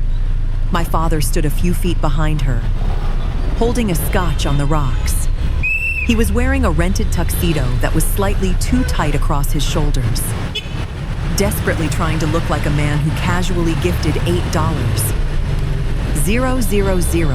to his youngest daughter without breaking a single sweat. It was a pathetic, transparent performance. But the crowd seemed politely oblivious to the fraud standing right in front of them. As we slowly made our way across the room, Ashley finally spotted us near the entrance. She was standing near the towering dessert display, wearing a stunning white silk cocktail dress and holding on to Jamal's arm tightly. When her eyes locked onto mine, her bright manufactured smile instantly vanished. She stood up a little straighter and offered a hard, expectant glare. She was clearly waiting for me to walk over, with my head bowed in total submission. In her twisted mind, I had been thoroughly defeated. She believed I was only there to quietly pull her aside, hand over the first installment check, and silently apologize for my previous behavior at the restaurant. She wanted me to look broken. Jamal noticed her sudden shift in mood and followed her gaze across the room. When he saw Ryan and me standing there, he let out a visible sigh and offered a slow, incredibly condescending nod. It was the exact look a disappointed principal might give a troubled student who had finally decided to follow the rules after a lengthy suspension. He leaned down and whispered something into Ashley's ear, probably reassuring her that my presence meant I had been sufficiently disciplined by his text message. I did not look away. I did not shrink under their combined arrogance. Instead, I offered them both a wide, genuinely warm smile. I raised my free hand and gave them a cheerful, polite wave across the crowded room. Ashley's brow furrowed in confusion, clearly unsettled by my complete lack of anxiety. She glanced down at the sleek leather briefcase in my hand, but she could not possibly comprehend what it actually contained. She thought I was carrying a checkbook. She had no idea I was carrying a loaded legal weapon, and the countdown to detonation had just officially begun. Ryan pulled out my chair at the head table, positioning us directly across from my parents and next to Judge Williams. I placed the black leather briefcase on the floor against my ankle. Waiters stepped forward to serve the first course, a delicate lobster bisque. The table was large enough to seat 12 people, comfortably, making every conversation a public broadcast to the most important guests in the room. As the waiters stepped back, my mother seized control of the conversation. She raised her crystal water glass, her diamond bracelets clinking, and leaned toward Jamal's father, who sat quietly observing. "You know, Thomas," my mother began projecting her voice to ensure everyone heard her. "Raising successful children requires immense personal sacrifice. Richard and I have always believed that family wealth is meant to be shared, not hoarded. We have never hesitated to liquidate our own assets to ensure our girls have the best starts in life." She shot a pointed glare across the table at me, her fake smile remaining intact. It is such a shame when the younger generation loses sight of those values. Some people become obsessed with their own bank accounts that they forget the true meaning of family duty. But not our Ashley. We are incredibly proud of her. She understands loyalty. Ashley beamed, squeezing Jamal's hand. Jamal offered my mother an approving nod. "Thank you, Diana," he said smoothly. "We deeply appreciate everything you have done to make this weekend perfect. It shows true character." I did not flinch. I took an elegant sip of my bisque, meeting my mother's glare with unbreakable calm. Ryan shifted in his seat, his shoulder brushing mine in silent solidarity. My lack of visible guilt infuriated my mother even more. But before she could launch another insult, a calm voice cut through the tension. "Megan, tell me more about your work," Judge Williams said softly. The entire table pivoted toward the retired judge. She was meticulously cutting a piece of bread, her sharp eyes studying me. Jamal mentioned, "You are a financial auditor. That is a highly demanding field.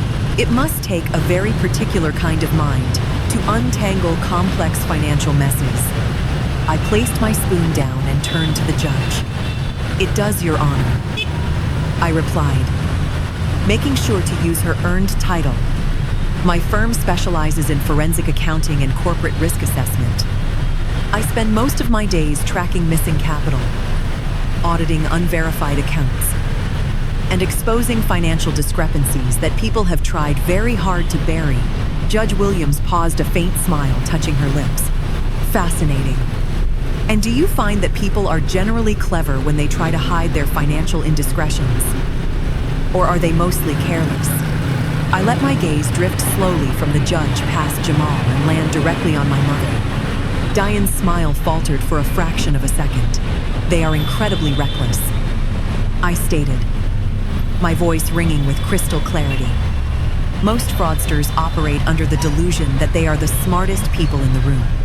They assume that if they act confident enough, nobody will ever bother to check the paperwork." I picked up my water glass and took a sip before delivering the hook. "In fact, I am wrapping up a complex fraud investigation right now. A case of identity theft and wire fraud. The perpetrator stole someone's social security number to secure a massive, unsecured personal loan. Unaware that the victim had federal monitoring on their credit file, a sharp clatter rang out across the table.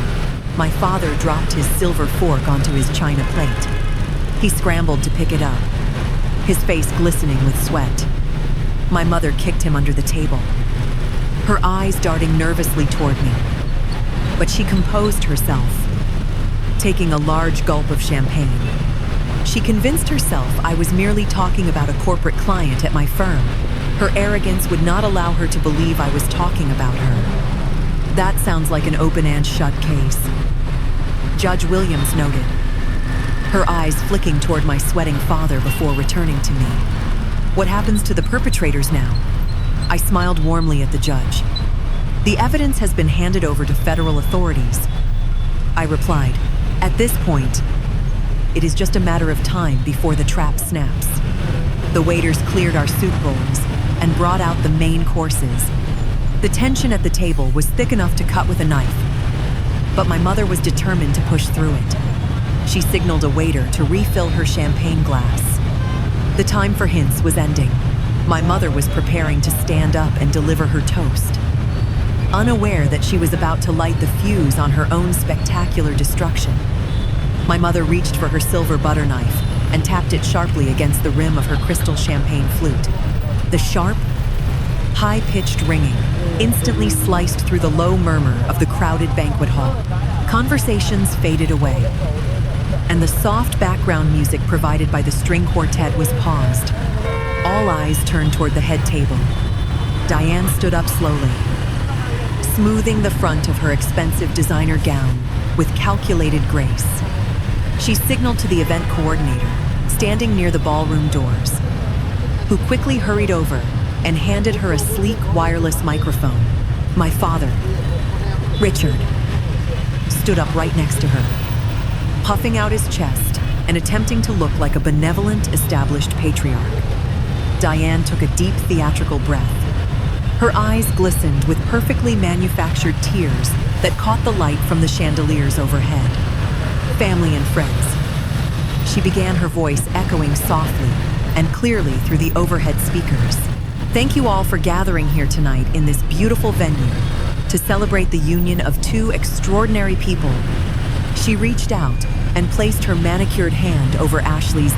Ashley looked up at her, playing the part of the glowing, deeply grateful daughter flawlessly. When I look at Ashley, I do not just see my youngest daughter. I see the absolute best parts of myself and Richard. I see a young woman who understands the profound value of love, commitment, and unbreakable family loyalty.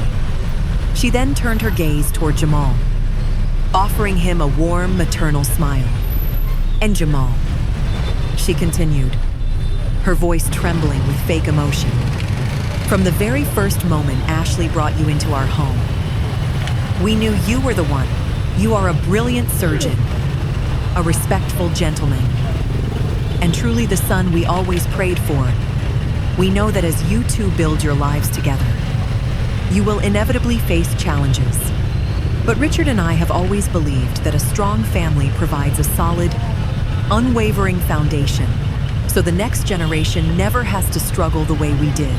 We believe in sharing our blessings." The crowd was completely captivated by the performance. A few of Jamal's aunts actually dabbed their eyes with their linen napkins. Then my mother gave my father a sharp, practiced nod. Richard reached behind the draped white tablecloth of the head and pulled out a massive rectangular piece of foam board. It was a giant, novelty-sized bank check, exactly the kind they use for charity golf tournaments or televised lottery winnings. He held it up by the edges, rotating it so the entire room could clearly see the bold black lettering printed across the glossy front. The pay line clearly read Ashley and Jamal in elegant, cursive, and the amount box prominently displayed the numbers 8000. It was absurdly tacky. But for this specific crowd, it was incredibly effective. Diane raised the microphone closer to her lips, her voice swelling with immense triumphant pride. "To ensure you both start your incredible journey on the best possible footing, Richard and I are absolutely thrilled to present you with this gift. It is en Kartek-Sankumenta. 000 contribution to cover the remaining costs of this gorgeous wedding weekend and to serve as the entire down payment for your dream home." The banquet hall erupted. Thunderous applause bounced off the crystal chandeliers and the polished marble floors. Several people cheered loudly. Jamal stood up, his face radiating absolute pride and deep satisfaction. He walked over and hugged my mother tightly, then shook my father's hand with firm respect. Ashley actually squealed, throwing her arms around Jamal's neck and kissing his cheek. I watched Judge Williams closely from my seat. The retired judge smiled warmly, clapping her hands in genuine approval. She leaned over to Jamal's father, whispering something that was clearly complimentary. She looked at my parents with a renewed sense of respect, completely buying into the illusion that they were wealthy. Generous benefactors, securing their daughter's future. As the loud applause finally began to die down, my mother remained standing. The fake tears vanished from her eyes, instantly replaced by a cold, hard glint. She slowly turned her head and looked directly down the table at me. The giant $80. 000. Check was resting against the table right in front of her. She offered me a smug, victorious grin. It was a look of pure, unadulterated dominance. In her twisted mind, she had just publicly trapped me. She had made the grand financial announcement in front of 60 high society guests. She believed that I was now entirely backed into a corner, forced to quietly pay off the fraudulent loan to keep up the massive family lie and protect my own pristine career. She expected me to lower my eyes.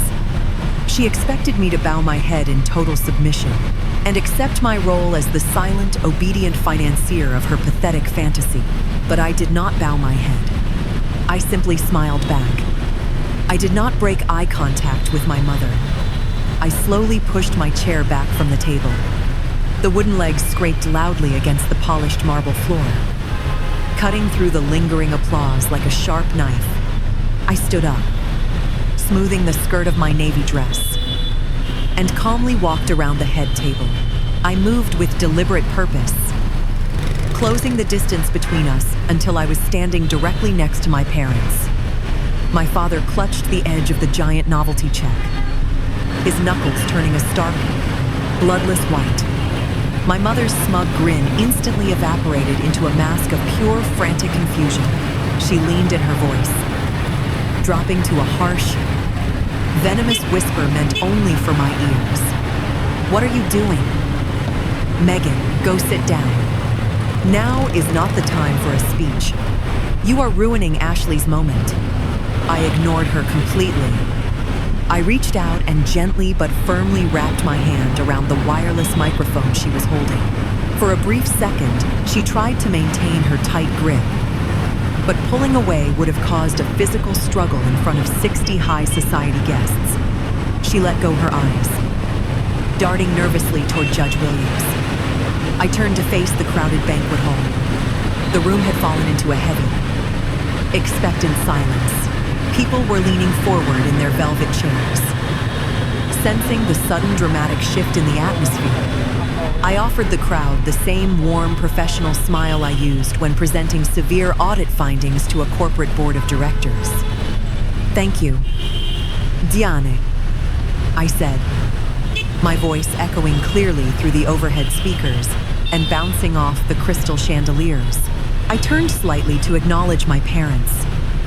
Gesturing toward the ridiculous piece of foam board my father was holding like a desperate shield. My parents are incredibly generous. They have always gone to great lengths to provide for our family.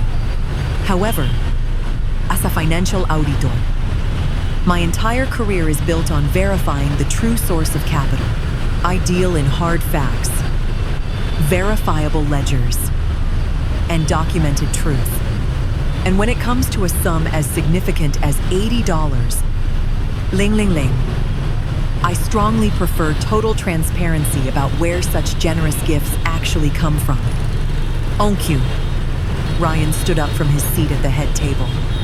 He picked up the sleek black leather briefcase from the floor and placed it squarely on the white tablecloth. The sharp click of the metal latches opening echoed loudly in the quiet room. He reached inside and pulled out the thick red tabbed legal folders I had meticulously prepared that afternoon. He did not rush. He moved with the calm, deliberate precision of a federal process server. He walked over to Judge Williams first. He placed the heaviest folder directly onto her silver charger plate. Right next to her crystal wine glass, the retired judge did not say a single word. She simply stared down at the bright red cover, her sharp eyes instantly recognizing the standard binding of a formal legal disclosure. She placed her linen napkin on the table, her posture straightening as her judicial instincts immediately took over. Ryan then moved down the table to Jamal. Jamal glared at Ryan, his jaw tight with deep indignation. But Ryan ignored the posturing entirely. He dropped the second red folder firmly in front of the groom. The heavy thud of the paper hitting the table sounded like a gavel striking a block. Finally, Ryan walked over to Ashley. My sister was no longer glowing with bridal joy. Her face was pale, and her eyes darted between the microphone in my hand and the folder Ryan just placed in front of her. She reached out tentatively, her manicured fingers brushing the edge of the thick paper as if she were afraid it might physically burn her.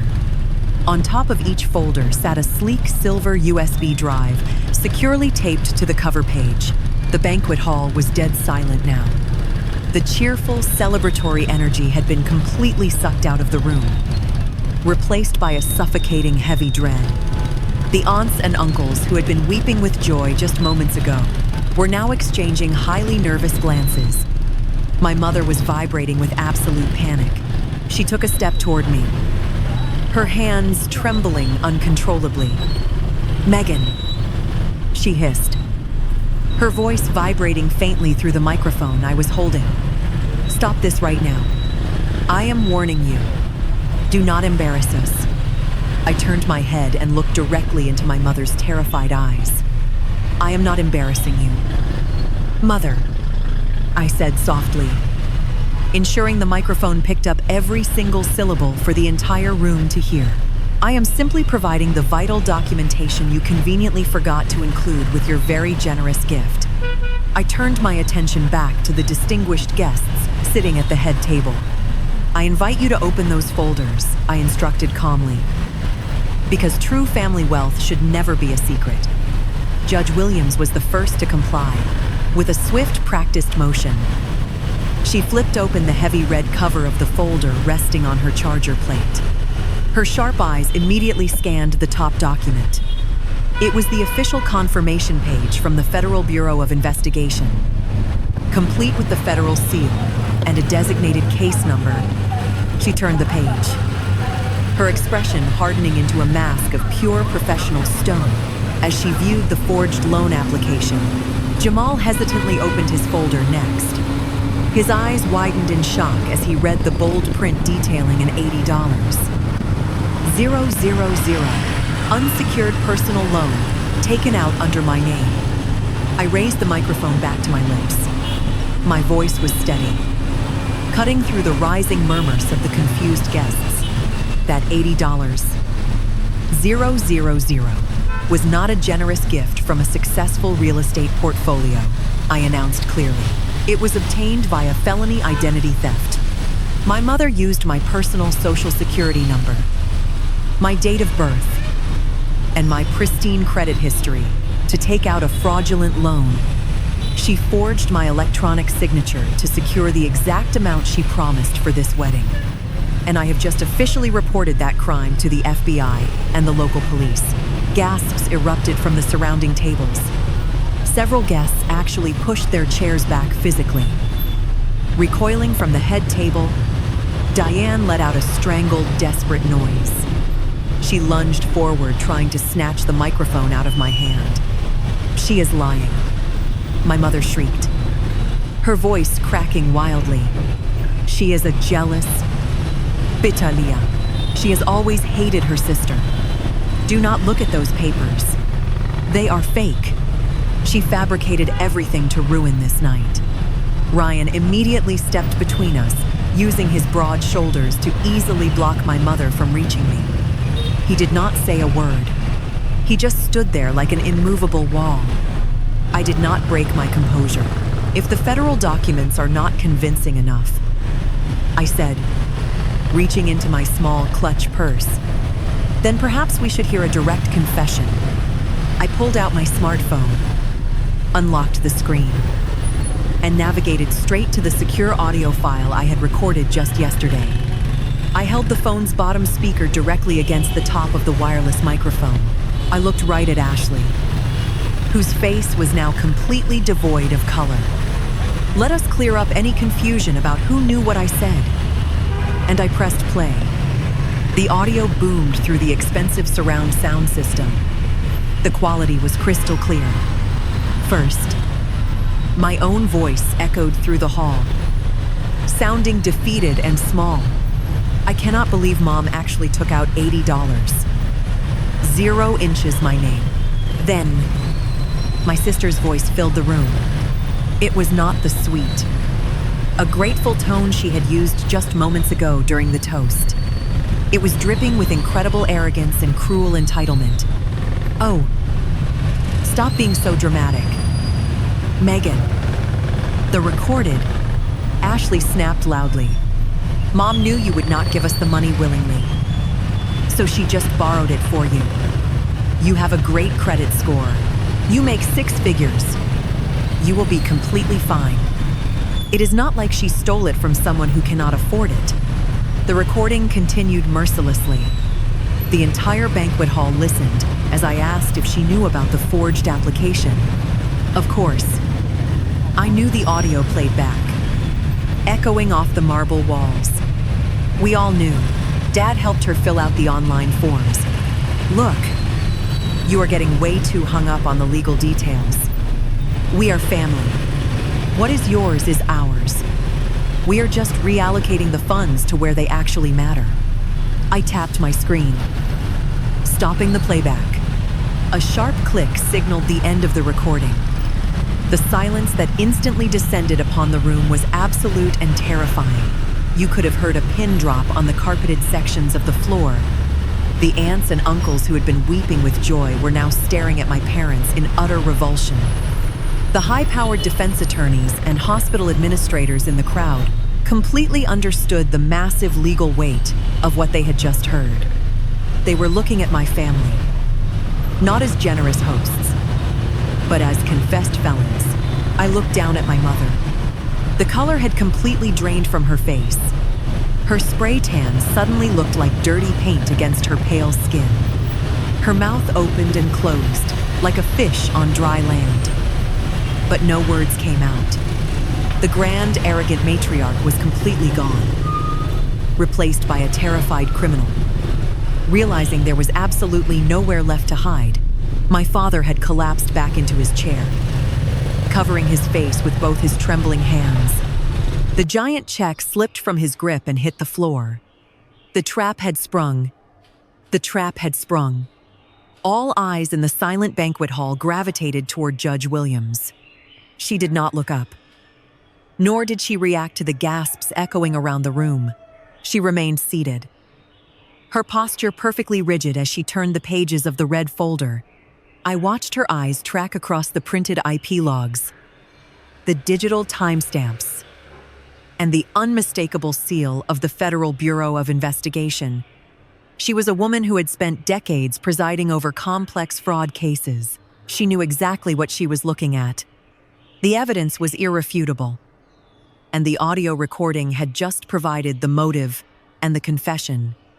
My mother gasped for air, her hands hovering over the dropped microphone. But she did not speak. Nobody dared to interrupt the judge. Finally, Judge Williams closed the heavy red folder. The sound of the thick paper slapping against the table was deafening. She placed her hands flat on the white tablecloth and pushed her chair back. When she stood up, her authoritative presence completely dominated the entire banquet hall. She did not yell. She did not lose her temper. She possessed the cold, terrifying calm of a judge about to deliver a maximum sentence. She slowly turned her head and looked directly at my mother and father. Her gaze was filled with absolute, unadulterated disgust. I have presided over hundreds of financial crime cases in my career.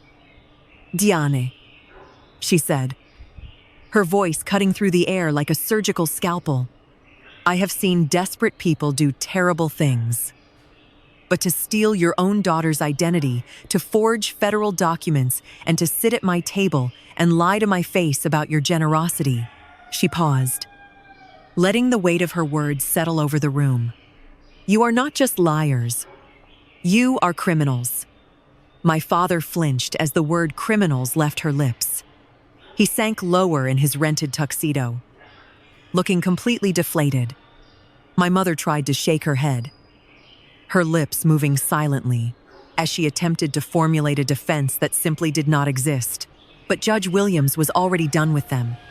She had passed her verdict, and she was not entertaining an appeal. She turned her sharp, calculating gaze away from my shattered parents and looked down the table at her son. Jamal was sitting frozen in his chair, his eyes darting frantically between his mother and the open legal folder. The arrogant, condescending surgeon who had texted me about family duty was entirely gone. In his place sat a terrified young man, realizing his prestigious life was crashing down. Jamal Judge Williams commanded her voice, ringing with absolute uncompromising authority. Get your coat. Jamal blinked, his mouth falling open slightly. Mother, please, he stammered, looking at Ashley, who is now weeping hysterically next to him. This has to be some kind of misunderstanding. We can fix this. Judge Williams slammed her hand down on the red folder, making Jamal jump. There is no misunderstanding, and there is absolutely nothing to fix, she stated sharply. These people committed felony wire fraud and identity theft. They are looking at federal prison sentences. This wedding is permanently canceled. We do not associate with felons. Stand up and get your coat right now. The finality in her voice left no room for negotiation. Jamal looked at his mother's furious face, and then he looked down at Ashley.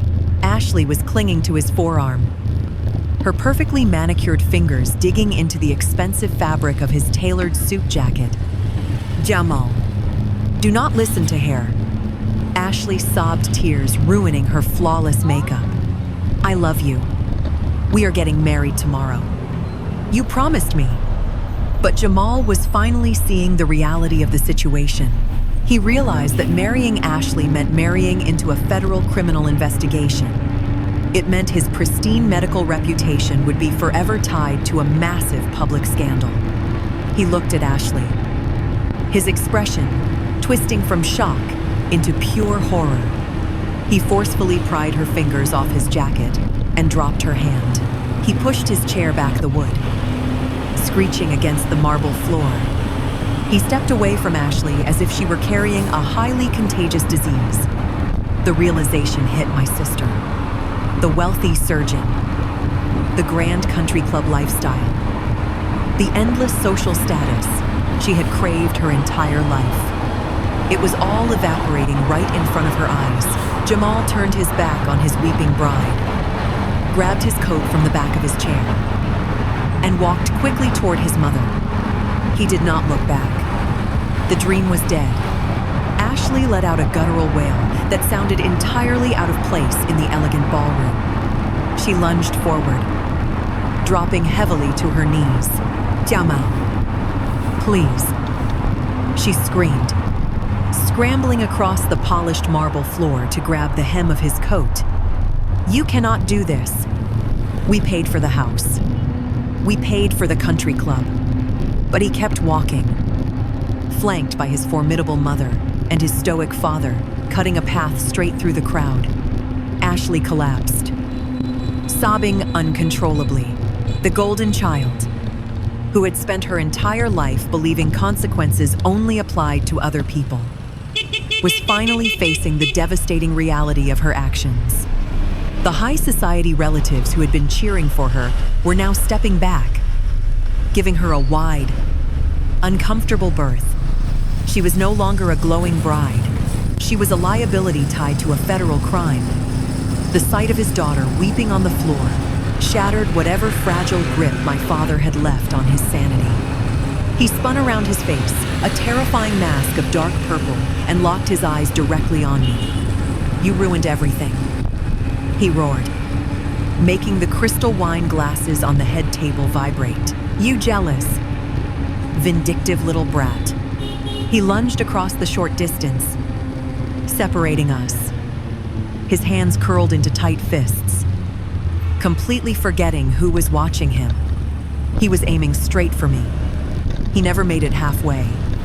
Ryan moved with the explosive speed of a man anticipating this exact moment. He stepped squarely into my father's path, bracing his wide stance. When Richard collided with him, Ryan did not budge. Instead, he shoved my father back with a heavy strike directly to his chest. My father stumbled backward, his dress shoes slipping on the marble floor, and crashed hard into the massive dessert table. A towering display of delicate French macaroons toppled over, clattering loudly to the ground. Do not ever step toward my wife again, Ryan warned, his voice low, deadly, and carrying a terrifying promise. If you try to touch her, I will not wait for the police to handle you. My father scrambled to catch his balance, his chest heaving. You destroyed your own family, he spat, pointing a shaking finger. We only took that money to give your sister a future. You could have just quietly paid the installments. It would have meant nothing to your bank account. But you had to destroy us out of spite. I did not destroy anything. Dad, I replied, my voice perfectly level. You destroyed yourselves the very second you decided my identity was yours to steal. You committed a severe federal crime to throw a fancy party. Do not stand there and blame me for your profound financial incompetence and sociopathic greed. My mother was frantically scrambling around the head table, gathering the red folders Jamal and Judge Williams had left behind. She was acting purely on panicked instinct, trying to hide the physical evidence, as if that would magically erase the digital trail the FBI possessed. Nobody. Look at these documents. She babbled to the surrounding guests, pressing the folders tightly against her chest. She is a malicious liar. This is all a horrible family misunderstanding. We are leaving right now. Richard grabbed Ashley. We are going home. She grabbed my father's sleeve, pulling him toward the side exit, desperate to escape the hundreds of judging eyes. But her escape route was already permanently sealed. I turned my attention toward the massive windows that overlooked the grand circular driveway. You are not going home. Diane, I stated calmly. Right on cue. The dark night outside the expansive windows was suddenly illuminated by brilliant flashing strobes of red and blue light. The piercing wail of police sirens cut through the quiet neighborhood, growing louder by the second.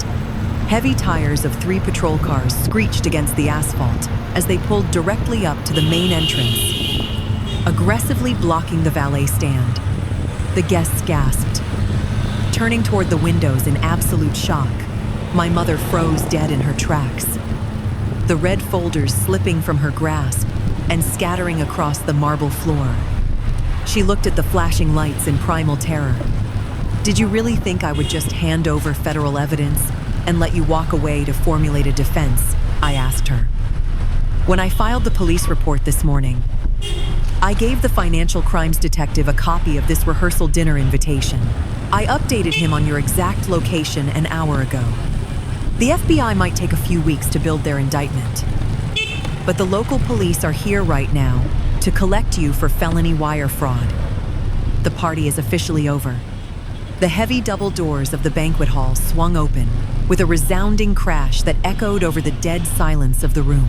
4 uniformed police officers and 2 plain detectives strode into the elegant space.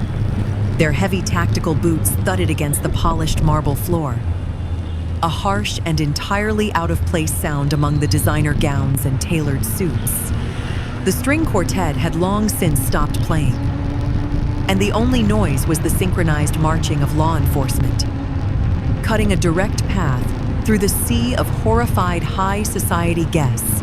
The lead detective, the same man I had handed the thick red folder to at the precinct that very morning, instantly scanned the room. His eyes locked onto me, standing near the head table. I offered a single firm nod and gestured toward my parents.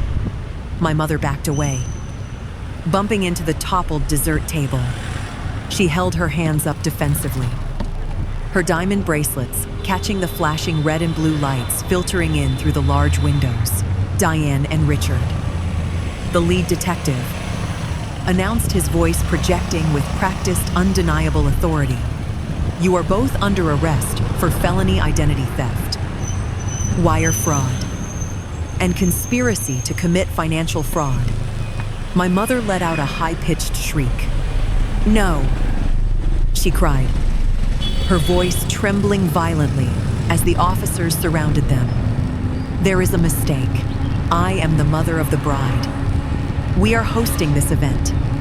You cannot do this here. We are wealthy, respectable people. Do you know who we are? The detective did not even blink at her desperate attempt to pull rank.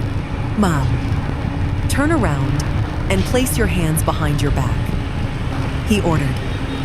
Stepping forward, Richard, who had been staring blankly at the floor, simply turned around and offered his wrists without a single word of protest. He was completely and utterly broken. The sharp metallic click of steel handcuffs snapping shut around my father's wrists echoed loudly. My mother, however, tried to pull away. A female officer firmly grabbed her arm, twisting it expertly behind her back. The second pair of handcuffs ratcheted tightly over the delicate silk of my mother's designer gown. You have the right to remain silent. The detective began reciting the Miranda, warning loudly and clearly for the entire room to hear. Anything you say can and will be used against you in a court of law. You have the right to an attorney. The contrast was absolutely staggering. Here they were standing under imported crystal chandeliers, surrounded by towering arrangements of white roses, while the cold, unforgiving reality of the American justice system was read aloud to them. The wealthy uncles, the hospital administrators, and the defense attorneys watched in stunned, morbid fascination. Judge Williams stood near the exit, her arms crossed, watching the arrest with a look of stern judicial approval. She wanted to ensure the criminals were removed before she fully departed. The officers began the perp walk. They marched my handcuffed parents right down the center aisle of the banquet hall. My mother kept her head down, her face entirely hidden by her carefully styled hair, weeping tears of genuine, agonizing humiliation. My father stumbled slightly in his rented tuxedo. Looking like a hollow shell of the arrogant patriarch he had pretended to be just 20 minutes earlier. They were paraded in front of the exact people they had destroyed my identity to impress. It was a flawless, devastating execution of absolute justice. As the heavy double doors closed behind the police escort, a chaotic murmur erupted among the remaining guests. People were already grabbing their coats and making swift exits, eager to distance themselves from the catastrophic scandal. I stood near the head table, feeling a profound, sweeping sense of peace. The heavy, toxic anchor I had dragged behind me for my entire life was finally gone. Ryan placed a gentle hand on my lower back. "Are you ready to go?" he asked softly. I was about to say yes, when a sudden, violent screech ripped through the air.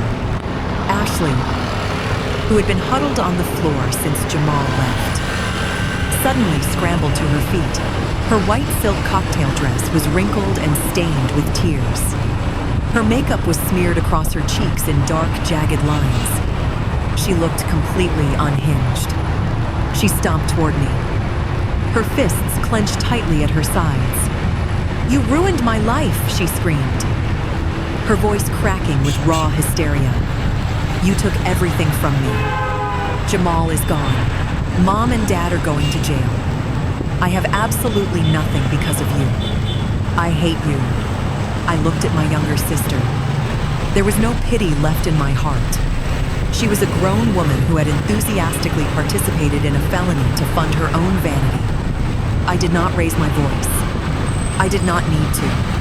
I simply looked around the massive, extravagant country club ballroom, gesturing slightly to the uneaten Wagyu beef, the open bar, and the towering floral arrangements. "I took everything from you," I repeated calmly. "No, Ashley, I just stopped you from taking everything from me." I picked up my small clutch purse from the table and stepped slightly closer to her, closing the distance so she could hear my final words with absolute terrifying clarity. "Have fun paying for the country club tonight," I said. I turned my back on her for the final time.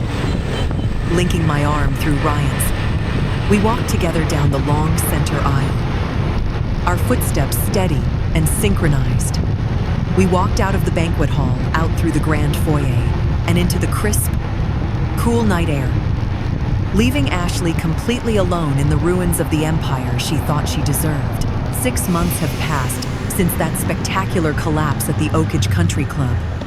If you have never witnessed the federal justice system dismantle a conspiracy of wire fraud and identity theft, I can confidently tell you it is a remarkably efficient and deeply unforgiving machine.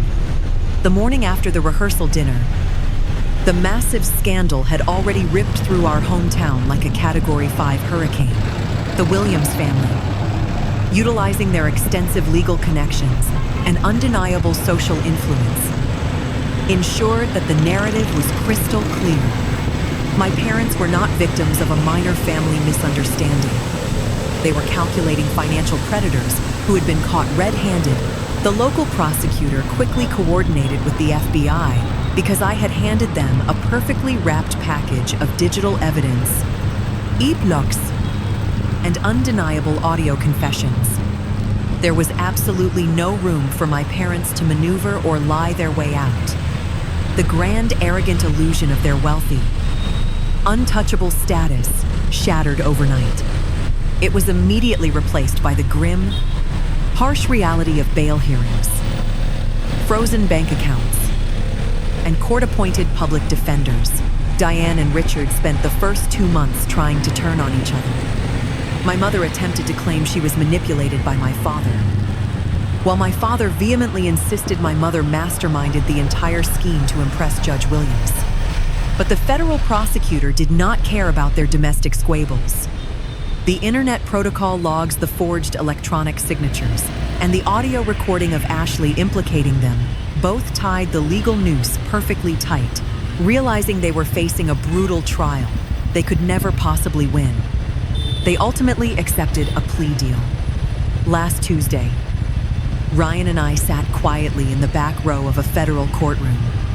We watched my parents stand before a judge who was far less forgiving than Sylvia Williams. They formally plead guilty to felony identity theft and wire fraud. My father was sentenced to 36 months in a federal penitentiary. My mother, due to her direct role in forging the documents and utilizing my social security number, received 48 long months. On top of the jail time, the judge ordered massive financial restitution. They were forced to liquidate everything they owned, including their leased vehicles and their meager retirement accounts, to fully cover the legal fees and the court-mandated fines. As for the $80, zero fraudulent loan. The resolution was swift and absolute, because the federal indictment explicitly named me as the verified victim of identity theft. The online lending institution had no choice but to immediately dissolve the massive debt. The glaring red flag on my credit report was completely wiped clean. My pristine score was fully restored, returning smoothly to the high 800s within a month. More importantly, my professional auditing license was never brought into question by my firm's ethical board. The system worked exactly the way it was designed to work when presented with undeniable, meticulously gathered truth. I did not have to pay a single dime or spend countless hours fighting aggressive collection agencies to fix the disaster my parents created. I simply handed the mess to the authorities and walked away with my life, my marriage, and my career completely intact. It was the ultimate, deeply satisfying vindication. I felt a profound sense of closure that finally allowed me to breathe freely for the first time in my adult life. And then there is Ashley, the golden child who believed she was entirely above consequence. Her lavish wedding was permanently canceled the very night of the arrests. Jamal completely cut all contact with her, blocking her number and her social media accounts immediately. His family blacklisted her so thoroughly that she became a social pariah overnight. Without my parents there to fund her extravagant lifestyle or blindly bail her out of her massive credit card debts, Ashley was forced to face the real world with zero safety net. She was evicted from her upscale loft when she could no longer make the rent. Last I heard from a mutual acquaintance, she had moved into a cheap, cramped apartment on the outskirts of the city. To survive, she was forced to take a minimum wage retail job folding clothes at a mall boutique. The irony is not lost on me. The sister who arrogantly demanded I wear something plain to her rehearsal dinner so I would not outshine her is now spending her days steaming and organizing dresses she can no longer afford to buy. She is completely cut off from the wealth and status she worked, left with nothing but the crushing reality of her own terrible choices. The universe has a fascinating way of balancing the scales when you finally stop protecting toxic people from themselves. I truly hope she learns how to properly budget. Now, as for Ryan and me, the permanent absence of my family has not left a dark void in our lives. Instead, it has created a massive, beautiful expanse of absolute freedom. We no longer spend our weekends dreading unannounced visits, aggressive text messages, or manipulative, tearful calls. We do not have to endure the subtle cutting remarks about my career choices, or the blatant financial demands masked as mandatory family duty, our house is truly our sanctuary now. Completely free from the suffocating tension they used to track inside like mud on their shoes. Without the constant draining stress of navigating my parents' manufactured crisis and Ashley's endless tantrums, we have both flourished. Ryan's construction business has rapidly expanded with a clear mind and renewed energy. He recently secured a massive commercial contract that he had been aggressively pursuing for over a year. As for my career, the clarity I regained after closing the door on that incredibly toxic chapter allowed me to finally accept a promotion to senior partner at my auditing firm. The immense emotional energy I used to waste trying to earn the conditional love of people who only viewed me as an automated teller machine is now entirely invested in a life that actually fulfills me. We spend evenings sitting quietly on our back patio, drinking good wine, and making solid plans for a future that belongs entirely to us. I often think back to that fateful Saturday morning 6 months ago when I first looked at Ryan and asked him to immediately change the access codes on our front door. At the time, it felt like a purely defensive tactical maneuver designed to keep angry, desperate people out of our physical space. But looking back from where I stand today, I realize it was the most important symbolic gesture I have ever made in my entire life. Changing the physical locks on your house is relatively easy. You reprogram a digital keypad or replace a deadbolt, and the immediate physical threat is neutralized. But changing the locks on your life requires a much deeper, far more difficult level of strength. It means permanently revoking the emotional access you have blindly granted to toxic people. Simply because you happen to share the same genetics, it means recognizing that being a daughter or an older sister is not a binding lifelong contract to endure endless exploitation and blatant disrespect. When I locked my parents out of my house that morning, I was finally locking them out of my mind, my marriage, and my financial future. As an auditor, I closed their ledger permanently. I installed an unbreakable boundary, and when they tried to breach it, I fortified it with the absolute power of the federal law. I learned the hard way that you cannot heal in the exact same environment that broke you, and you certainly cannot build a secure, prosperous future while handing the keys to people who actively want to tear it down for their own selfish gain. Society constantly conditions us to believe that family is everything, that we must forgive every single trespass, and that walking away from your own flesh and blood is the ultimate moral failure. But I am here to tell you that sometimes walking away is the only possible way to survive. Sometimes the absolute most loving thing you can do for yourself is to step back and hand the people who consistently hurt you directly over to the devastating consequences of their own deliberate actions. You do not owe your sanity or your peace of mind to anyone. You do not owe your hard-earned professional success to a family that only values you for the resources they can violently extract from you. When faced with the ultimate choice, I chose my incredible husband. I chose my hard-fought career. And most importantly, I finally chose myself. Blood does not give anyone the right to destroy your credit or your peace. Have you ever had to use the law to protect yourself from your own family? Have you ever had to draw a hard, unforgiving line in the sand and walk away from the people who were supposed to love you unconditionally? Tell me your story in the comments below. Let this channel be a safe space to share the battles you have fought and won behind closed doors. If my story resonated with you today, please hit the like button and subscribe to the channel for more true stories about surviving toxic families and proudly reclaiming your independence.